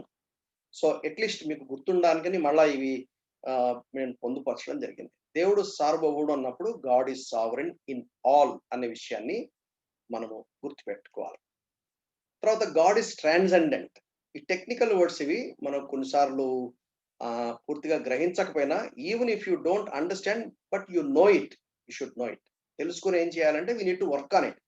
ఎందుకు ఇవన్నీ ఎక్స్పోజిటరీ ప్రెజెంటేషన్ లో టీచ్ చేస్తున్నాం అంటే, వాక్యం చెప్పేటప్పుడు దేవుని గురించిన ఒక కాంక్రీట్ అండర్స్టాండింగ్, బేసిక్ నాలెడ్జ్ అనేది మనం కలిగి ఉన్నప్పుడు మిస్టేక్స్ చేయకుండా పలికే పదాలు చాలా కేర్ఫుల్ గా మనం వాడతాం. ఎందుకంటే వాక్యం చెప్పేటప్పుడు మిగిలిన వాళ్ళు ఏం చేస్తారంటే యాసిటీస్ తీసుకుంటారు.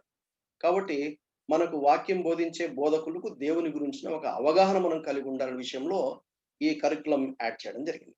గాడ్ ఈజ్ ట్రాన్సెండెంట్ అంటే అర్థం ఏంటంటే god is independent of, god is beyond, god is above అని దానికి అర్థం. God is distinct from universe.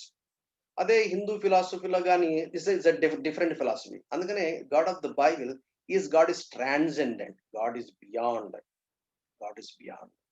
So he is outside, he is above and before the time space universe. God is transcendent అన్నప్పుడు కనీసం ఈ మాత్రం గుర్తుపెట్టుకుంటే చాలు. God is transcendent, god is independent of, above and distinct from this universe. He is outside, above and before this time space universe. God is imminent. ఇప్పుడు సర్వంతర్యామి అనే పదాన్ని గురించి ఆలోచించినప్పుడు ఈ పదం జాగ్రత్తగా ఆలోచించాలి. God is immanent. ఏంటి God is immanent? God sustains the universe, అంటే God controls the universe, God manages the universe. Manage అనే పదం కంటే కూడా ఆర్కెస్ట్రేట్ అనే పదం is a correct word. God controls, God orchestrates universe, yet he is distinct from it. అంటే God is both transcendent, God is immanent. ఆ విషయాన్ని గుర్తుపెట్టు. God is everywhere, not yet in everything. అది గుర్తుపెట్టుకో. God is everywhere, not yet in everything. He is personally and intimately involved, yet distinct. God's immanence అనేది చాలా ప్రాముఖ్యమైనది. ఇది కనుక బాగా అర్థమైతే సర్వంతర్యామి అని పలకడానికి మనం 1-4 సార్లు మనం ఆలోచిస్తాం. ఎందుకంటే సర్వంతర్యామి అనే పదాన్ని నాన్ క్రిస్టియన్ ఫ్రెండ్స్ వాడుతున్నప్పుడు వాళ్ళు ఏ ఉద్దేశంతో వాడుతున్నారో మనం కనుక గ్రహిస్తే, అప్పుడు మనం చెప్పినప్పుడు ఎస్ దేవుడు సర్వంతర్యాముడు, మీరు మేము అంతా ఒకటే కదా అనేస్తారు వాడు. So we need to understand technically the difference. God is glorious. The glory of God is the infinite beauty and greatness of God's manifold perfection. John Piper చాలా బ్యూటిఫుల్ స్టేట్మెంట్ వాడతాడు, the glory of God. Ligonier ministries లో వాళ్ళకు statement వాళ్ళు ఏమి ఇచ్చారంటే, scripture often describes the glory of God in terms of a light that shines brighter than anything that we experience. ఆ దేవుని యొక్క మహిమను గురించినటువంటి వివరణ కూడా it is very difficult to explain. The glory, God is the God of glory. ఆ దేవుడు అంటాడు ఐజయాలో, నా మహిమను నేను ఎవరికి ఇచ్చువాడును కాను అని అంటాడు. కానీ ఆ మహిమ యేసుక్రీస్తు వారికి ఇవ్వబడింది. అందుకనే యేసుక్రీస్తు దేవుడు అని చెప్పడానికి deity of the Lord Jesus Christ లో ఆ స్టేట్మెంట్ మనం బేస్ గా వాడుకుంటాం. God is glorious, none else. So god is immutable, god does not change. దేవుడు మార్పు లేనివాడు. గాడ్ ఈస్ ఇన్ఫైనైట్, అంటే దేవుడు అనంతుడు, అంటే హద్దులు లేనివాడు, మితి లేనివాడు, పరిమితి లేనివాడు, కొలవలేనివాడు అని అర్థం. God is infinite. God is beyond full comprehension, అంటే మానవులకు సంపూర్ణంగా ఆయన దొరకడు, మనుషులకు అతీతమైన వాడు అనే విషయాన్ని మనం గుర్తుపెట్టుకోవాలి. This talks about God's perfection. ఒకసారి లెట్స్ రీక్యాప్. దేవుడు స్వయం ఉనికి కలిగిన వాడు, self existent, self sufficient. God is eternal, God is omniscient, God is omnipresent, God is omnipotent. స్వయం ఉనికి కలిగిన వాడు, కొరత లేనివాడు, నిత్యముండువాడు, సర్వజ్ఞాని, సర్వవ్యాప్తి అయిన వాడు, సర్వశక్తిమంతుడు, సార్వభౌముడు. తెలుగు నాకు పదాలు దొరకలేదు. ట్రాన్సెండెంట్ అండ్ ఇమినెంట్ అనే పదానికి తెలుగులో రాద్దామంటే నాకు దొరకలేదు, నా వల్ల కాలేదు. వెతికాను, నాకు దొరకలేదు.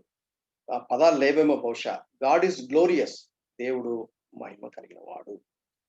గాడ్ ఈజ్ ఇమ్యూటబుల్, మార్పు లేనివాడు. గాడ్ ఈజ్ ఇన్ఫైనైట్, గాడు అనంతుడు. God is beyond full comprehension, దేవుడు అవగాహనకు అతీతమైన వాడు, అంటే సంపూర్ణ అవగాహనకు అతీతమైన వాడు. దేవుడు ఎంతైతే తనతో మనకు రివీల్ చేసుకున్నాడో అంత మటుకే మనకు అర్థమవుతాడు. So God's revelation, God's inspiration, God's illumination గురించి కూడా మనం ఇదివరకు కొన్ని పాఠాలు మనం నేర్చుకున్నాం. That's about the God's greatness, రెండవ భాగం. మూడవది గాడ్స్ జెన్యువన్నెస్, దేవుని నైతికమైనటువంటి గుణగణాలు. గాడ్ ఈజ్ హోలీ, దేవుడు పవిత్రమైన వాడు. గాడ్ ఈజ్ రైచస్, దేవుడు నీతిమంతుడు.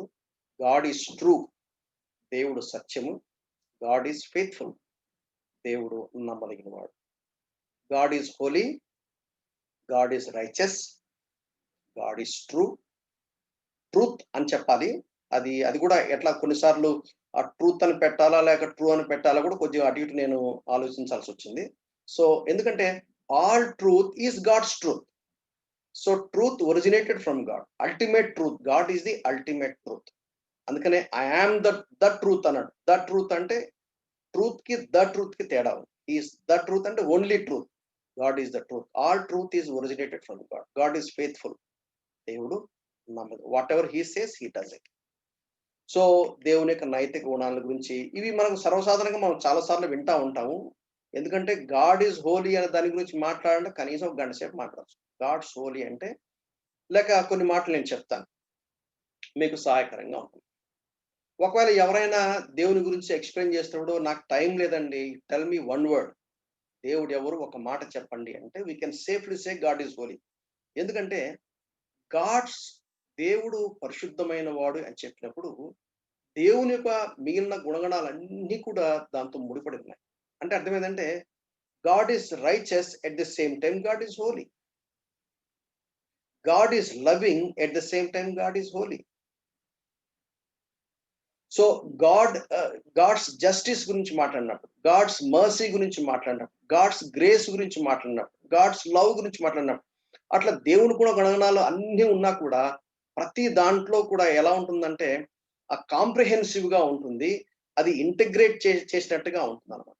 సో కాబట్టి ఇప్పుడు దేవుడు ప్రేమించాడు, at the same time god is a god of justice, at the same time god is god of holy, at the same time god is truth, at the same time god is faithful. So దేవునికి గుణగణాలన్నీ కూడా ఎలా ఉంటాయంటే దాన్ని మనం విడదీయడానికి అది వీలు కాదు అనే విషయాన్ని గుర్తుపెట్టుకోండి. గాడ్ ఈస్ హోలీ అనే పదాన్ని బైబిల్ పండితులు చెప్పినప్పుడు ఎలా చెప్తారంటే, that is a central and that is a most essential part of, అంటే అది కూడా మిగిలినవి నాన్ ఎసెన్షియల్ అంటానికి వీల్లేదు. బట్ దేవుని యొక్క గుణగణాలన్నింటిలో కూడా మనం దేవుని గురించి ఒకే ఒక మాట చెప్పండి అంటే సేఫ్ గా గాడ్ ఈస్ హోలీ అనేది మనం చెప్పొచ్చు. God is righteous. రైచస్ అనే పదం అని అర్థం ఏంటంటే యాక్చువల్గా relational word is right with God. దేవుడు మనల్ని నీతిమంతులుగా చేశాడు. హీ జస్టిఫైడ్ అస్. నీతిమంతులుగా చేశాడంటే గాడ్స్ తో రిలేషన్షిప్ డెవలప్ అయింది. రోమా 5:1 అది డాక్ట్రిన్ అండ్ సాల్వేషన్. దాని గురించి ఈ వివరాలు మళ్ళీ మిగిలిన వాటిలో అక్కడక్కడ తగులుతూ ఉంటాయి కాబట్టి మళ్ళీ వాటిని మనం రిపీట్ చేసినప్పుడు ఏ భాగంలో ఏదేది మనం రివ్యూ చేసుకోవాలో మనం వాటిని రివ్యూ చేసుకుంటా ఉంటాం. సో అది గుర్తుపెట్టుకున్నాం. Righteousness is a referential point with relationship with God. Right with God. Truth. God is truth and the ultimate truth. So whatever God says, that is the truth, that is the standard. So God is faithful. Whatever God says, he does it. So he is never unfaithful. God is always faithful. What he says, he does it. ఆయన promise చేస్తే నెరవేరుస్తాడు, ఆయన వాగ్దానం చేస్తే నెరవేరుస్తాడు. నువ్వు విధేయత చూపితే నేను ఆశీర్వదిస్తానంటే ఆశీర్వదిస్తాడు. That's all. నువ్వు అవిధేయత చూపితే I will punish you, he will definitely punish. There is no doubt, because God is faithful. So ఈ విధంగా God is holy, God is righteous, God is true and God is faithful. That's God's purity. So అది మూడవది. నా తర్వాత God's goodness, దేవుని కనికరము, దేవుని దయ. God is love. ఆయన ప్రేమై ఉన్నాడు. ఈ మొదటి యోహాను పత్రికలో మొత్తం దేవుని ప్రేమ గురించి చాలా వివరంగా మనం చూస్తాం. గ్రీక్ భాషలో దానికి 4 భాగాలు చూస్తాం. సో అవన్నీ ఇప్పుడు మనం కవర్ చేయట్లేదు. God is love. ఆ ఒక్కొక్క పాయింట్ వచ్చినప్పుడు దాని గురించి మళ్ళా మనం డీటెయిల్‌గా మనం స్టడీ చేయడానికి ఉంటుంది. God is love. ఆయన దేవుడు ప్రేమై ఉన్నాడు. Love is not God. దాన్ని మనం తిరిగేయడానికి వీల్లేదు. God is love. So God is merciful. ఆయన కనికరం గలవాడు. God is gracious. ఆయన కృప గలవాడు. God is patient. దేవుడు సహన కలిగినవాడు. సో మర్సీకి, గ్రేస్‌కి ఉన్నటువంటి తేడా కూడా చాలా సార్లు మీరు వినే ఉంటారు. దేవుడు కనికరం గలవాడు అంటే అర్థమేందంటే, దేవుడు ఏ శిక్ష అయితే నా మీద పడాలో, నా మీద పడనీయకుండా తప్పించిందనమాట. బికాస్ గాడ్ ఈస్ గ్రేషియస్, నా మీద పడవలసిన శిక్ష పడనీయకుండా చేశాడు. గాడ్స్ గ్రేస్ అంటే అర్థం ఏంటంటే, నేను దేనికి అర్హుడిని కానో, దాన్ని అర్హత కలిగి ఉండటానికి ఆయన తన కృప చూపించాడు. అర్హునిగా చేశాడు. దేనికి అర్హుడినో అర్హత దేనికి అర్హుడిని? శిక్షకు అర్హుడిని, జడ్జ్‌మెంట్‌కు అర్హుడిని, లేక నేను చేసిన పాపములకు గాని, నాకున్నటువంటి దేవునికి వ్యతిరేకంగా ఉన్న నా సిట్యుయేషన్ బట్టి అయితే అదంతా యేసుక్రీస్తులో నెరవేర్చబడింది. యేసుక్రీస్తు దాన్ని ఫుల్‌ఫిల్ చేశాడు కనుక, దేవుడు తన కృపను, తన కనికరాన్ని నా యెడల ఎక్స్‌టెండ్ చేశాడు. దీని గురించి మనం చాలా ఫ్రీక్వెంట్‌గా వింటా ఉంటాం. God is patient. ఆయన సహనం కలిగిన వాడు. సో దేవుడు పవిత్రమైన వాడు, ఆయన నీతిమంతుడు, ఆయన సత్యవంతుడు, ఆయన నమ్మదగిన వాడు. గాడ్స్ పైటీ అంటే దేవుడు ప్రేమై ఉన్నాడు, కనికరం గలవాడు, కృప గలవాడు, సహనం కలిగినవాడు. So that's about the god's goodness. దాంతో మనకు సెకండ్ పార్ట్ కూడా అయిపోయిందని చెప్పొచ్చు. మూడోది God's names and titles. God's names and titles. That talks about the description of god. దేవుని యొక్క వివరణ గురించినటువంటి అవగాహన మనం చూస్తాం.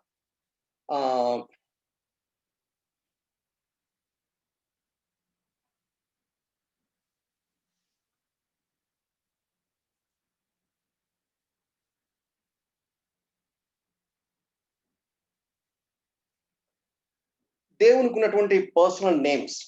ఆదికాండం మొదటి అధ్యాయం మొదటి వచనం. ఇన్ ద బిగినింగ్ గాడ్, ఆదియందు దేవుడు. అక్కడ దేవుడు అనే పదానికి హెబ్రీ భాషలో ఎలోహిం అని రాశారు. ఎలోహిం అనేది plural noun with singular meaning.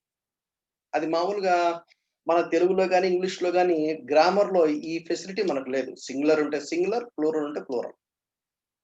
ఒకవేళ మ్యాథ్స్ ఇంగ్లీష్ టీచర్ గనకైతే దిస్ ఈస్ రాంగ్ అని అంటారు. But in the beginning God అని రాసినప్పుడు ఆడ ప్లూరల్ పడాలి. బట్ ఇట్ ఈస్ హీబ్రూలో ఆ సౌలభ్యం ఉంది. Plural noun with singular meaning. దేవుళ్ళు అని రాయాలి. కానీ దేవుడు అని రాశారు. ఎందుకంటే అక్కడైనా మనకు త్రిత్వం గురించినటువంటి అవగాహన మనం చూస్తాం.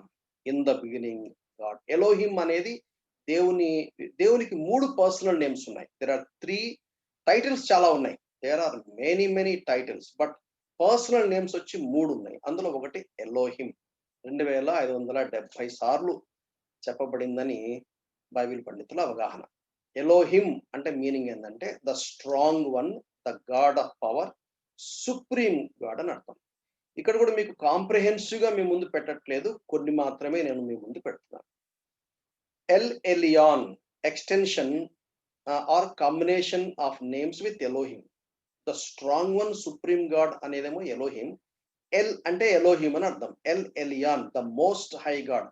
ఆదికాండం 14వ అధ్యాయము 18, 19 వచనాల్లో అబ్రహాము యొక్క సందర్భంలో మనం చూస్తాం Elohim. So God revealed himself as almighty God. సర్వోన్నతుడు దేవుడుగా ఆ దేవుడు అక్కడ అబ్రహాముకు పరిచయం చేసుకున్నట్టుగా మనం చూస్తాం. తర్వాత 16వ అధ్యాయము 13వ వచనము చూచుచున్న దేవుడు ఎల్ రాయ్. యాక్చువల్‌గా దీన్ని ఒక్కొక్క దాని గురించి కూడా మనం డీటెయిల్డ్‌గా మనం స్టడీ చేయొచ్చు గానీ, మీరు హోంవర్క్ చేయొచ్చండి దాని విషయమే. మీరు హోంవర్క్ చేయొచ్చు. ఆ కాంబినేషన్ ఆఫ్ నేమ్స్ ఏవైతే ఉన్నాయో ప్రాముఖ్యమైనది మాత్రం నేను మీ ముందు పెడుతున్నాను. God who sees El Roi. చూచే దేవుడు, చూచే దేవుడు, సర్వోన్నతమైన దేవుడు. అబ్రహాము ఆయన తన బంధువైనటువంటి లోతును 5గురు రాజులను జయించి తిరిగి వస్తున్నటువంటి నేపథ్యంలో చెప్పబడినటువంటి మాట అక్కడ. సర్వోన్నతమైన దేవుడు, ఆ దేవుడు మన యుద్ధాలు చేసే దేవుడు, మనకు విజయాలు ఇచ్చే దేవుడు, ఆయన మన పక్షంగా పోరాడే దేవుడు. ఇది కూడా ఒక మంచి సందర్భం. God who Cs. ఆదికాండము 16వ అధ్యాయము 13వ వచనం. వచనం అంతా చదివితే చాలా బాగుంటుందేమో. ఎందుకంటే ఇప్పటికే నేను నాకు చాలా బాగా వెనుకబడి ఉన్నాను. ఎందుకంటే చాలా క్లాసెస్ పోయినాయి. మనం సమయంలో మనం ముగించలేం. అది చూచుచున్న దేవుడవు నీవే అను పేరుతో తనతో మాట్లాడని యెహోవాకు పెట్టాను. ఏలైగా నన్ను చూచిన వాని నేను ఇక్కడ చూచితిని కదా అని అనుకున్నాను. ఏమైందంటే మనకు తెలుసు ఈ విషయం. ఏం తెలుసు?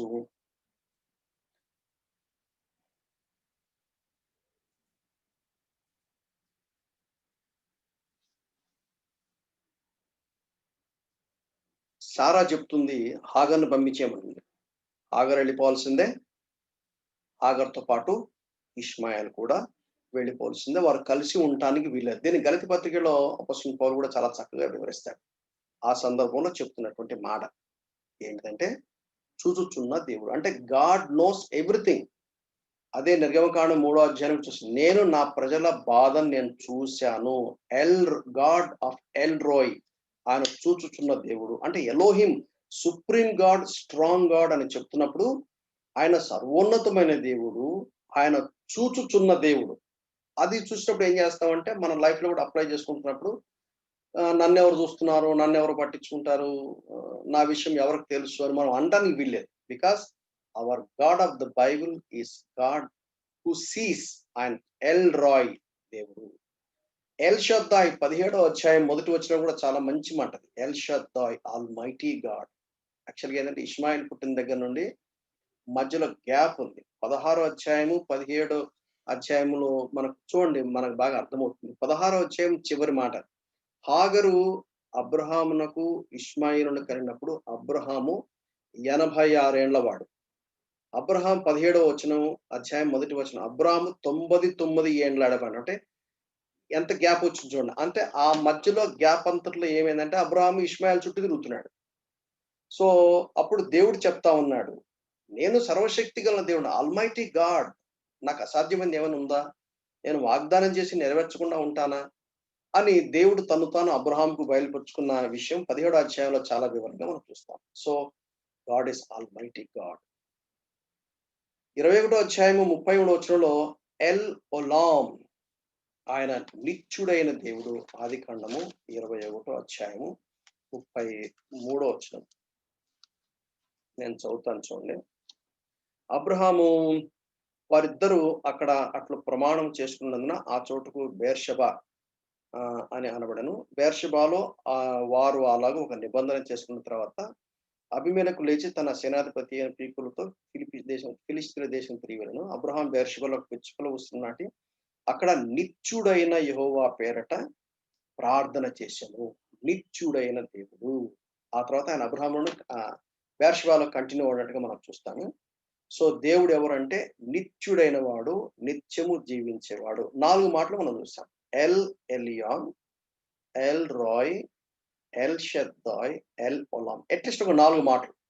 ఇంకా మనం కేర్ఫుల్ గా మన హిబ్రూ కాంటెక్స్ట్ లో కనుక చూస్తే మనకు చాలా దొరుకుతాయి. అంటే దేవుని పేర్ల గురించి చూసినప్పుడు దేవుడు ఎవరు అనే ఎరుక, ఒక అవగాహన మనం కలిగి ఉండడానికి సాధ్యం.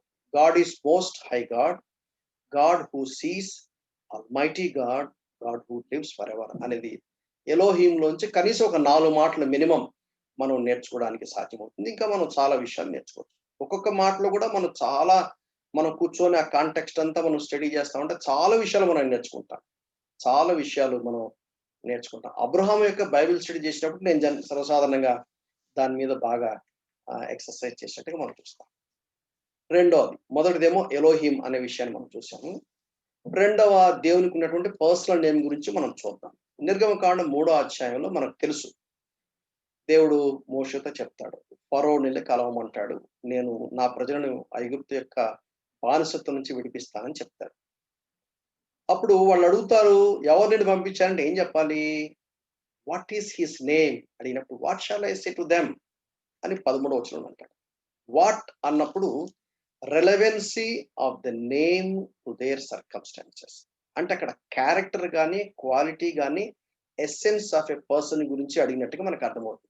వాట్ అని అన్నప్పుడు character or quality or essence of a person. Who అన్నప్పుడేమో identity, name or title. So దానికి ఉన్నటువంటి డిఫరెంట్ జనరల్ గా మనం పెద్ద పట్టించుకోము. బట్ ఇంకా కొద్దిగా బాగా ఆలోచిస్తే ఈ 2 డిఫరెన్సెస్ మనకు వాట్ ఈస్ హిస్ నేమ్ అన్నప్పుడు 14, 15 వచనాల్లో గనక చూస్తే అక్కడ దేవుడు తను తాను బయలుపరుచుకున్నాడు. ఉన్నవాడను, ఐ యామ్, ఉన్నవాడను. అనువాడను అనేది మళ్ళా థర్డ్ పర్సన్ గా చెప్పాడు. అది వేరే విషయం. యాక్చువల్ గా దేవుడు తనంటే నేను ఉన్నవాడను, ఐ యామ్ అని చెప్పాడు. ఈ ఐ యామ్ అనే పదానికి యాక్చువల్ గా మనం గనక హీబ్రూలో చూస్తే హయా, అషేర్, హయా అని రాయబడింది. ఆ తర్వాత 15వ వచనంలో అక్కడ యెహోవాగా తను తాను చెప్పుకున్నాడు. ఎందుకంటే దీని గురించి నాకు యాక్చువల్‌గా అర్థం కాక ఒక థియాలజియన్‌ని నేను కాంటాక్ట్ చేశాను. కాంటాక్ట్ చేసి ఎందుకంటే నాకెక్కడ దొరకలేదు దాని గురించిన వివరణ. ఎందుకంటే 14వ వచనానికి, 15వ వచనానికి లింక్ ఏంటని. అప్పుడు ఆయన భలే చెప్పాడు. కార్సన్ అనే ఒక థియాలజియన్ కార్సన్ ఎడిటెడ్ బైబిల్‌లో ఆ టెక్స్ట్ రాశారంట. ఆయనకు కూడా తెలియదు. ఆయన మంచి థియాలజియన్ ఆయన. ఆయన వెంటనే చదివి బ్రదర్ నాకు కూడా అంత అవగాహన లేదు. మీరు ప్రశ్నేస్తే నాకు కూడా అంత ఆలోచించలేదు అని చూసి కింద నాకు చదివాడు. అక్కడ చెప్పినప్పుడు ఏం అర్థమైందంటే నాకు, సర్వసాధారణంగా హీబ్రూ కాంటెక్స్ట్‌లో ఒక పేరు పెట్టాలంటే హయ్యర్ పర్సన్, లోయర్ పర్సన్‌కి పేరు పెడతారు. ఇప్పుడు దేవునికి ఎవరు పేరు పెడతారు? దేవుడికి ఎవరు పేరు పెట్టలేదు. అందుకని ఐ యామ్ అని అన్నాడు. అంటే నేను ఉండేవాడిని అన్నాడు. అని చెప్పి నెక్స్ట్ వర్స్‌లో దేవుడు తను తాను యెహోవాగా పరిచయం చేసుకున్నాడు. అది నిర్గమకాండం 6వ అధ్యాయం గనక మనం చూస్తే ఈ వివరణ జనరల్‌గా మనకెక్కడ దొరకదు. కాబట్టి మీకు కొంచెం ఎక్కువ ఎక్స్‌ప్లెయిన్ చేస్తాను. 6వ అధ్యాయం చూడండి నిర్గమకాండము 3వ వచనం చూడండి. నేను సర్వశక్తిగల దేవుడనను పేరున అబ్రహాము, ఇస్సాకు, యాకోబులకు ప్రత్యక్షమైతిని గాని యెహోవా అను నా నామమున నేను వారికి తెలియబడలేదు. లిటరల్‌గా చెప్పాలంటే యెహోవా అనే పదము ఎక్కడి నుంచి స్టార్ట్ అవ్వాలి? 3:15 వచనం నుంచే స్టార్ట్ అవ్వాలి. కానీ బైబిల్‌లో ఆదికాండంలో చాలా సార్లు యెహోవా అని పేరు మనం కనపడుతుంది. ఎందుకు కనపడుతుందంటే మోషేకు తర్వాత గదా! దేవుడు తనతో తాను ఈ వివరణ అంతా ఎక్స్‌ప్లెయిన్ చేసింది. మోషేకు తెలుసు కాబట్టి రాసింది మోషే కాబట్టి మోషే రాసేసాడు. యాక్చువల్ లెక్క ప్రకారంగా అబ్రహాముకు దేవుడు తనను తాను బయలుపరుచుకున్నప్పుడు యహ్వే అనే పేరుతో బయలుపరుచుకోలేదు. ఆయన ఆల్మైటీ గాడ్‌గా బయలుపరుచుకున్నాడు. అది ఇక్కడ రాశాడు. 6వ అధ్యాయం 3వ వచనం. ఏమన్నాడు? నేను సర్వశక్తిగల దేవుడునను పేరున అబ్రహాము, ఇస్సాకు, యాకోబులకు ప్రత్యక్షమైతిని గాని యెహోవాను నా నామము నేను అను వాళ్ళకి తెలియబడలేదు. వాళ్ళకి రివీల్ అవ్వాలి. అందుకని the revolution of God is in progression. అందుకనే మనం స్టార్టింగ్ నుండి ఎండ్ వరకు 66 పుస్తకాలు మనం చదివినప్పుడు 66 పుస్తకాల్లో దేవుడు ఏవైతే తను తాను బయలుపరుచుకున్నాడో అది మనం దీన్ని సిస్టమాటిక్ థియాలజీ అంటారు. అది ఎక్స్‌పోజిటరీ ప్రెజెంటేషన్‌లో సిస్టమాటిక్ థియాలజీకి ఇది వ్యత్యాసం ఏంటంటే దేవుడు తను తాను ప్రత్యక్షపరుచుకున్నప్పుడు ఫర్ ఎగ్జాంపుల్ విశ్వాసం గురించి ఒకే చోట మొత్తం రాయబడలా. విశ్వాసం గురించి బైబిల్‌లో ఆ రెవల్యూషన్‌లో ఎక్కడెక్కడైతే రాయబడి ఉందో దాన్ని కాంటెక్స్ట్ మిస్ అవ్వకుండా కాంటెక్స్ట్‌ని మనం జాగ్రత్తగా పరిగణనలోకి తీసుకొని మనం దాన్ని ఎక్స్‌ప్లెయిన్ చేస్తున్నాం. ఎక్స్‌పోజిటరీ ప్రెజెంటేషనే. అయితే సిస్టమాటిక్ థియాలజీ అని ఎందుకన్నారంటే సిస్టమాటిక్‌గా దేవుడు ఎక్కడెక్కడైతే దాని గురించిన వివరణ తెలపబడిందో దాన్ని మొత్తం ఒక ఆర్గనైజ్డ్‌గా మనం కలెక్ట్ చేసుకొని కంకార్డెన్స్‌లో ఉన్న వచనాలని తీసుకొని మనం చెప్పడానికి ప్రయత్నం చేయట్లా. మనం ఆ కాంటెక్స్ట్‌లో ఇది ఎక్కడైతే ఫిట్ అవుతుందో అది తీసుకొని దాన్ని మనం స్టడీ చేయడానికి మనం ప్రయత్నం చేస్తాం. యహ్వే హీబ్రూలో జెహోవా, ఇంగ్లీష్‌లో ఎల్ఓఆర్‌డి క్యాప్స్ లాక్ అంటే upper case. Upper case LORD ఉన్నప్పుడే యహ్వే అని మీనింగ్ తెలుగులో యెహోవా అని రాశారు. నేను సర్వశక్తిగల దేవుడనని పేరున అబ్రహాము, ఇస్సాకు, యాకోబులకు ప్రత్యక్షమైతిని గాని యెహోవా అంటే యహ్వే అనే పేరు మీద తిరగబడలేదు. దీని గురించి ఇంకొంచెం వివరంగా మనం చూడడానికి ప్రయత్నం చేద్దాం. ఐ యామ్ అంటే అర్థమేంటంటే God is always present. Self existent అనే పదం కూడా దీంట్లో నుంచే వచ్చింది. God is self existent even covenant keeping God అని కూడా కొంతమంది బైబిల్ పండితులు చెప్తారు. So God is always present. I am that is the central truth. I am అనగానే గాడ్ ఈజ్ ఆల్వేస్ ప్రెజెంట్. యోహాను సువార్తలో 7 సార్లు నేనే నేనే అని చెప్పాడు చూసారా? అదే సేమ్. ఐ యామ్ దాని మీనింగ్ ఏంటంటే టు బి అని అర్థం. హి ఈజ్ అని అర్థం. టు బి అని అర్థం. ఇది యాక్చువల్‌గా ఒరిజినల్‌గా రాసినప్పుడు వైహెచ్‌డబ్ల్యూహెచ్ అని రాశారు. కానీ కొన్ని చోట్ల వైహెచ్‌విహెచ్ అని కూడా రాశారు. డబ్ల్యూ అనేది హీబ్రూ పదంలో కాదది. వైహెచ్ ఆహ్, విహెచ్ అనే కరెక్ట్ అని కొంతమంది అంటారు. కానీ కొంతమంది వైహెచ్‌డబ్ల్యూహెచ్ కూడా రాస్తారు. సో, దీన్ని టెట్రాగ్రమేషన్ అంటారు. అంటే 4 అక్షరాల పదము టెట్రాగ్రమేషన్. సో, వైహెచ్‌డబ్ల్యూహెచ్ అనేది that is ineffable name or unutterable name. యూదులు ఈ పదం పలకడానికి భయపడతారు. పలకరు. సంవత్సరానికి ఒకేసారి పలుకుతారు. అది కూడా ప్రధాన యాజకుడు ద డే ఆఫ్ అటోన్‌మెంట్ దినాన పలుకుతాడు. డే ఆఫ్ అటోన్‌మెంట్ దినాన ఆయన ప్రజలందరి కోసము, తన కోసం ముందు పరిహారం చేసిన తర్వాత, ప్రజలందరి కోసం పరిహారం చేసిన తర్వాత, అతి పరిశుద్ధ స్థలానికెళ్ళినప్పుడు ఒక్కసారి పలుకుతారు. ఎందుకంటే యెహోవా నామమును వ్యర్థంగా ఉచ్చరించువారు నిర్దోషిగా ఎంచబడడని that is the third command. నిర్గమకాండం 20వ అధ్యాయంలో 10 ఆజ్ఞల్లో మనం చూస్తాం. సో, ఇందులో వొవెల్స్ లేవు. వొవెల్స్ లేవు. వొవెల్స్ లేవు కాబట్టి పలకడానికి సాధ్యం కాదు. పలకడానికి సాధ్యం కాదు. మరి యహ్వే ఎక్కడి నుంచొచ్చింది? ఎక్కడి నుంచొచ్చిందంటే, సో, వొవెల్స్ అదోనాయ్‌లో నుంచి వాళ్ళు యహ్వేకి పలకడానికి అనుకూలంగా ఉండే విధంగా వాళ్ళు బైబిల్ పండితులు ఆ తర్వాత దాన్ని చేసినటువంటి మార్పనమాట. సో, వైహెచ్‌డబ్ల్యూహెచ్ అనే టెట్రాగ్రామేషను యహ్వేగా మారింది. ఎందుకు మారింది అంటే వొవెల్స్‌ని బారో చేశారు. వొవెల్స్ అందులో పెడితే పలకడానికి సాధ్యమవుతుంది కాబట్టి. ఆ తర్వాత ఈ యహ్వే యెహోవాగా అవడానికి కారణం ఏందంటే, జర్మన్స్ వాళ్ళు మొట్టమొదట ట్రాన్స్‌ఫర్ చేసినప్పుడు వాళ్ళు జెహోవాగా రాశారు. ఇన్‌స్టెడ్ ఆఫ్ యెహోవాగా. ఎందుకంటే ఆ జర్మన్ లాంగ్వేజ్‌లో వై అనే పదాన్ని డబ్ల్యూగా పలుకుతారు. ఆహ్, ఆహ్, ఆహ్, తర్వాత ప్రొనౌన్స్డ్ యాస్ జే అండ్ వీస్. జే చోట వి పెడతారు. ఆహ్, వై చోట డబ్ల్యూ ఇంటర్‌చేంజ్ చేస్తారు. జేవి ఇంటర్‌చేంజ్ చేస్తారు. అది జర్మన్ లిటరేచర్‌లో ఉన్నటువంటి పరిస్థితి. వాళ్ళు మొట్టమొదట చేశారు కాబట్టి. వాళ్ళు యెహోవా అనుకుంటే జెహోవా అన్నారు. ఎందుకంటే వాళ్ళు పలకరు కాబట్టి వై వై ఆ తర్వాత డబ్ల్యూ ప్లేస్‌లో వి పెట్టారు. వై ప్లేస్‌లో జే పెట్టారు. జెహోవా బై యెహోవాగా మారింది. సో, వైహెచ్‌డబ్ల్యూహెచ్ ఆ తర్వాత యహ్వే బై జెహోవాగా మారింది. ఇప్పటికి కూడా యూదులు జెహోవాను పలకరు వాళ్ళు. వాళ్ళు యెహోవాగానే పలుకుతారు. యాతో పలుకుతారు. తర్వాత ఇటిమాలజీ అంటే లింగ్విస్టిక్ డిసిప్లిన్ అంటారు. The study of the origin of words, the way in which their meanings have changed throughout the history. ఇది జరగాల. మనం అర్థం చేసుకోవడానికి ఇది జరిగిందని. ఇప్పుడు హైదరాబాద్ అని ఇప్పుడు పలుకుతున్నాము. ఎప్పటినుంచో హైదరాబాద్ పలకట్ల. మన కళ్ళ ముందు జరిగిందంటే, ముందు మెడ్రాస్ అని చెప్పేవాళ్ళు. ఇప్పుడు చెన్నై అని పలుకుతున్నారు. ముంబై అని మనం పలికాము కొంతకాలం. ఆ తర్వాత ఇప్పుడు ముంబై అంటున్నారు. బాంబే పోయి ముంబై అయింది. సో, అట్లా మార్పులొచ్చాయి ఈ లాంగ్వేజ్‌లో కూడా. దాన్ని ఇటిమాలజీ అని అంటారు. ఇది మనం గుర్తుపెట్టుకుంటే మనకు ఉపయోగకరంగా ఉంటుంది. ఐ యామ్ అనే పదాన్ని కొత్త నిబంధనలో యేసుక్రీస్తు పలికిందాన్ని గ్రేట్ ఐ యామ్ అంటారు. 7 సార్లు పలికాడు యేసు ప్రభు. I am the bread of life. అందుకనే యూదులు వెంటనే రాయి తీసుకున్నారు. ఎందుకంటే వాళ్ళకి తెలుసు కాబట్టి. ఈయనేంటి సామాన్యమైన మానవుడేంటి దేవునితో పోల్చుకుంటున్నాడు, దేవుడని చెప్తున్నాడు అని వాళ్ళు భరించలేకపోయారు. వాళ్ళు యేసుక్రీస్తును మానవుడిగానే చూసారు గానీ, దేవుడిగా వాళ్ళు యాక్సెప్ట్ చేయలేకపోయారు. I am the bread of life. I am the light of this world.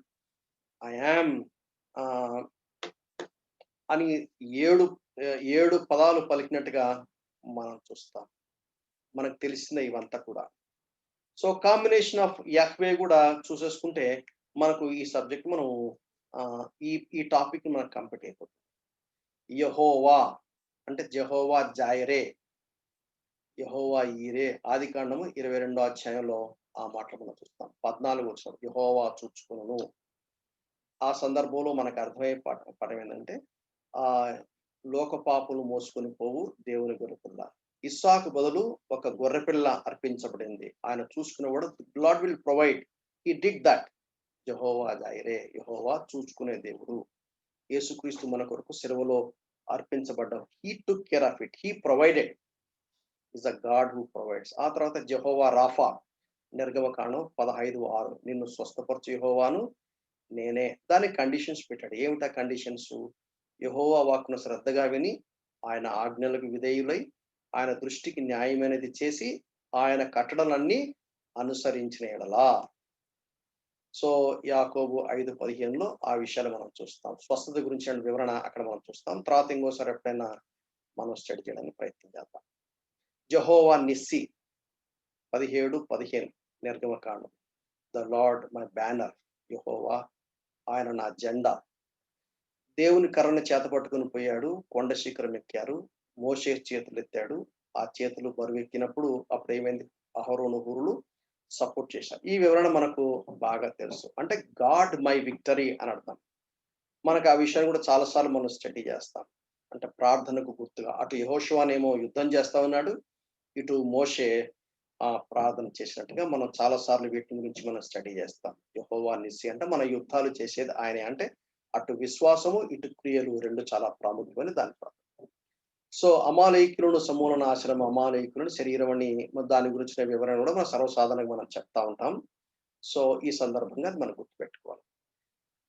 నిర్గమకాండం 27:8 యెహోవా ఖడాష్, ద లార్డ్ దట్ సాంక్టిఫైస్. మనల్ని పరిశుద్ధపరిచే దేవుడు యెహోవానే.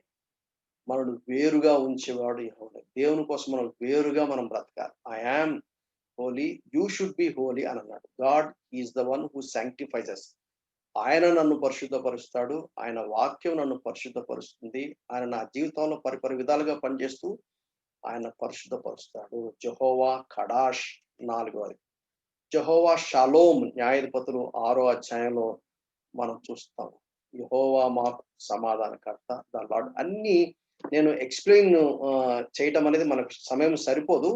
మీ ముందు ఈ విషయాలు నేను పెడుతున్నాను. అవి మీరు హోంవర్క్ చేయండి. Please do the homework so that you will understand more and more. ఆయన మనకు సమాధానకర్త. న్యాయాధిపతి Judges 6th chapter 23 and 24 the lord our peace. యెహోవా సాబోత్ మొదటి సమూయేలు 17:40 ద లార్డ్ ఆఫ్ హోస్ట్స్. సైన్యములకు యెహోవా. మనకు తెలుసు ఆ కాంటెక్స్ట్. దావీదు గొల్లియాతును చంపినప్పుడు అక్కడ పలికినటువంటి మాట. ద లార్డ్ ఆఫ్ హోస్ట్, సైన్యములకు యెహోవా. యెహోవా Sabaoth, sovereign over every army, spiritual or physical. Psalm number 23:1 యెహోవా Raah, the lord my shepherd. యెహోవా నా కాపరి.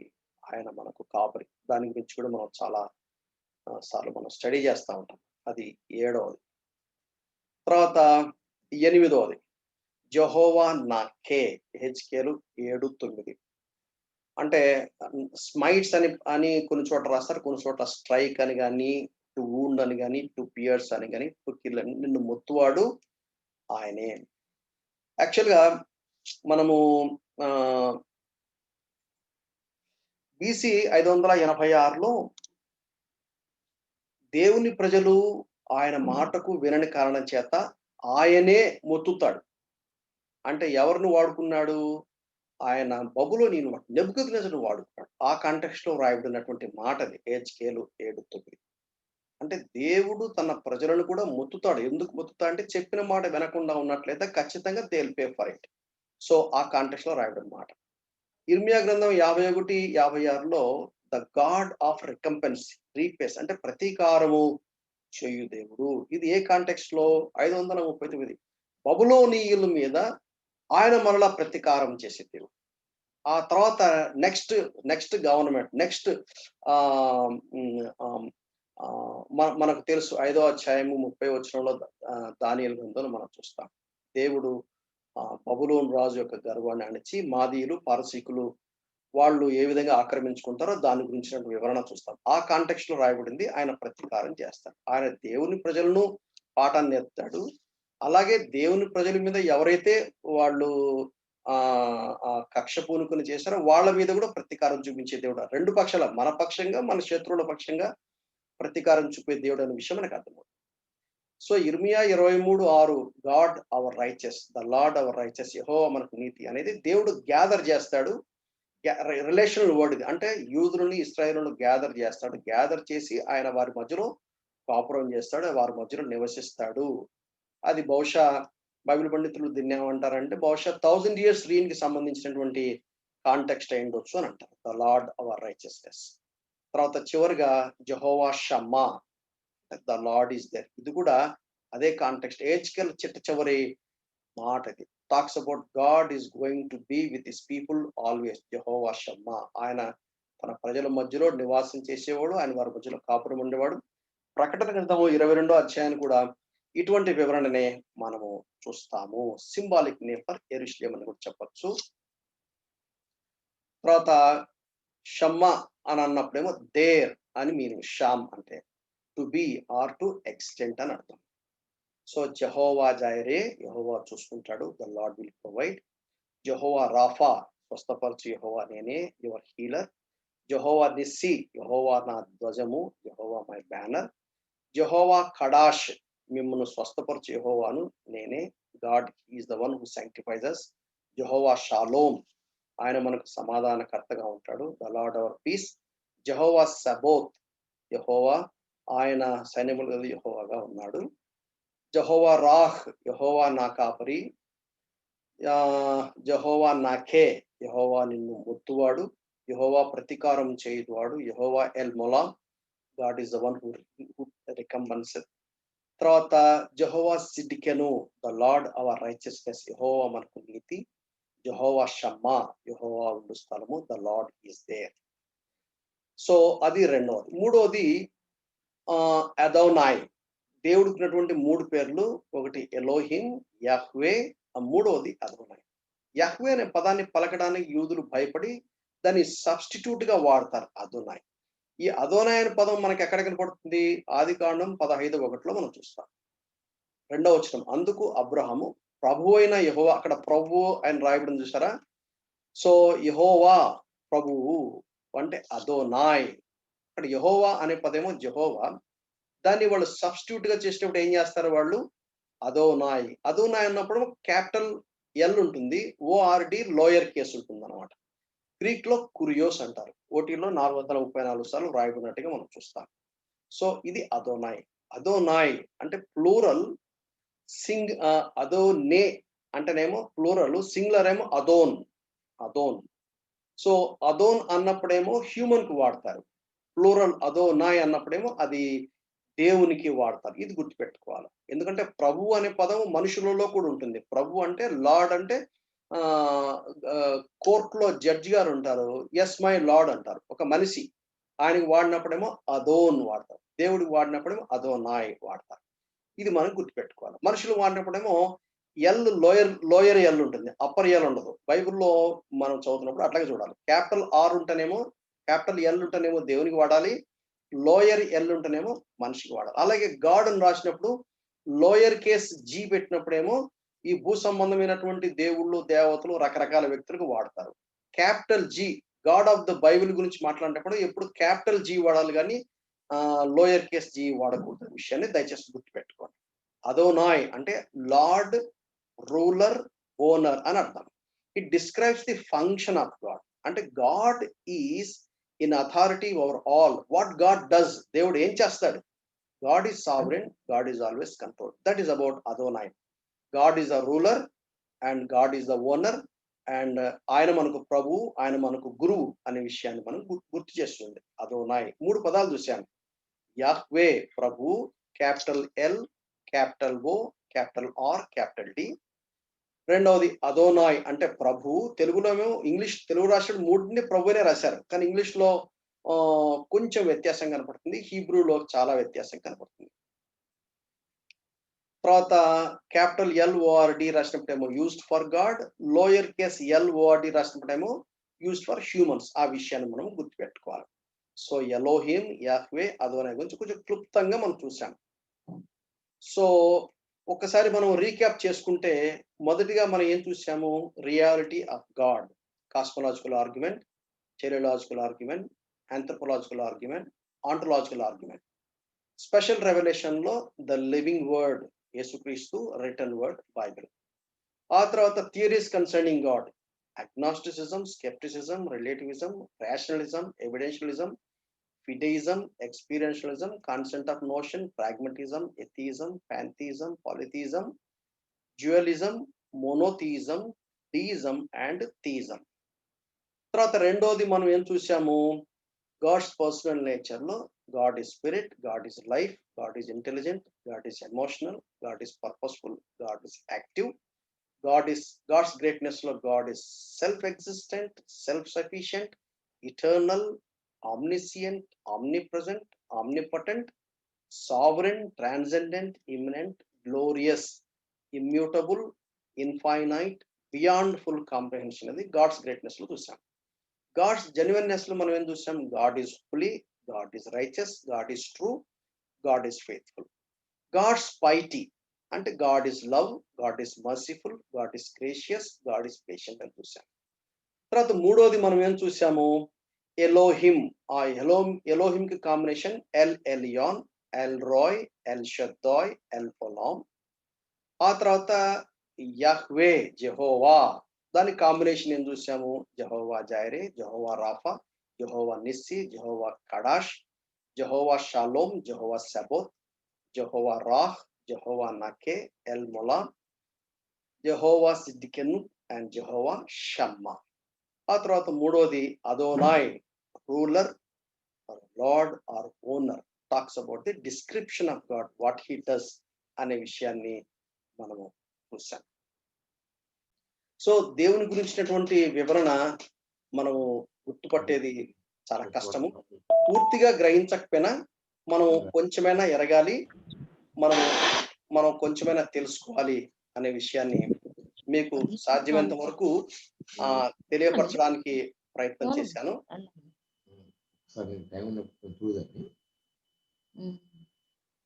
ఓకే, మధ్యలో ఎవరో మాట్లాడుతున్నారు. సో ఐ థింక్ ఇది మీకు కొద్ది గొప్ప హెల్ప్ఫుల్ గా ఉంటుంది అనుకుంటున్నాను. ఇది మనకు పూర్తిగా అర్థం కాకపోయినా దీని గురించి పెద్ద డిస్కషన్ చేయడానికి మన దగ్గర తగినంతగా లేదు. కాకపోతే మనం నెక్స్ట్ క్లాస్ లో ఇంకా ఏదైనా మనము దీని గురించి మాట్లాడుకోవాలనుకున్నప్పుడు మనం మాట్లాడుకుందాం. ఆ తర్వాత తీసుకోవాల్సినటువంటి సెషన్ మనం తీసుకోవడానికి ప్రయత్నం చేద్దాం.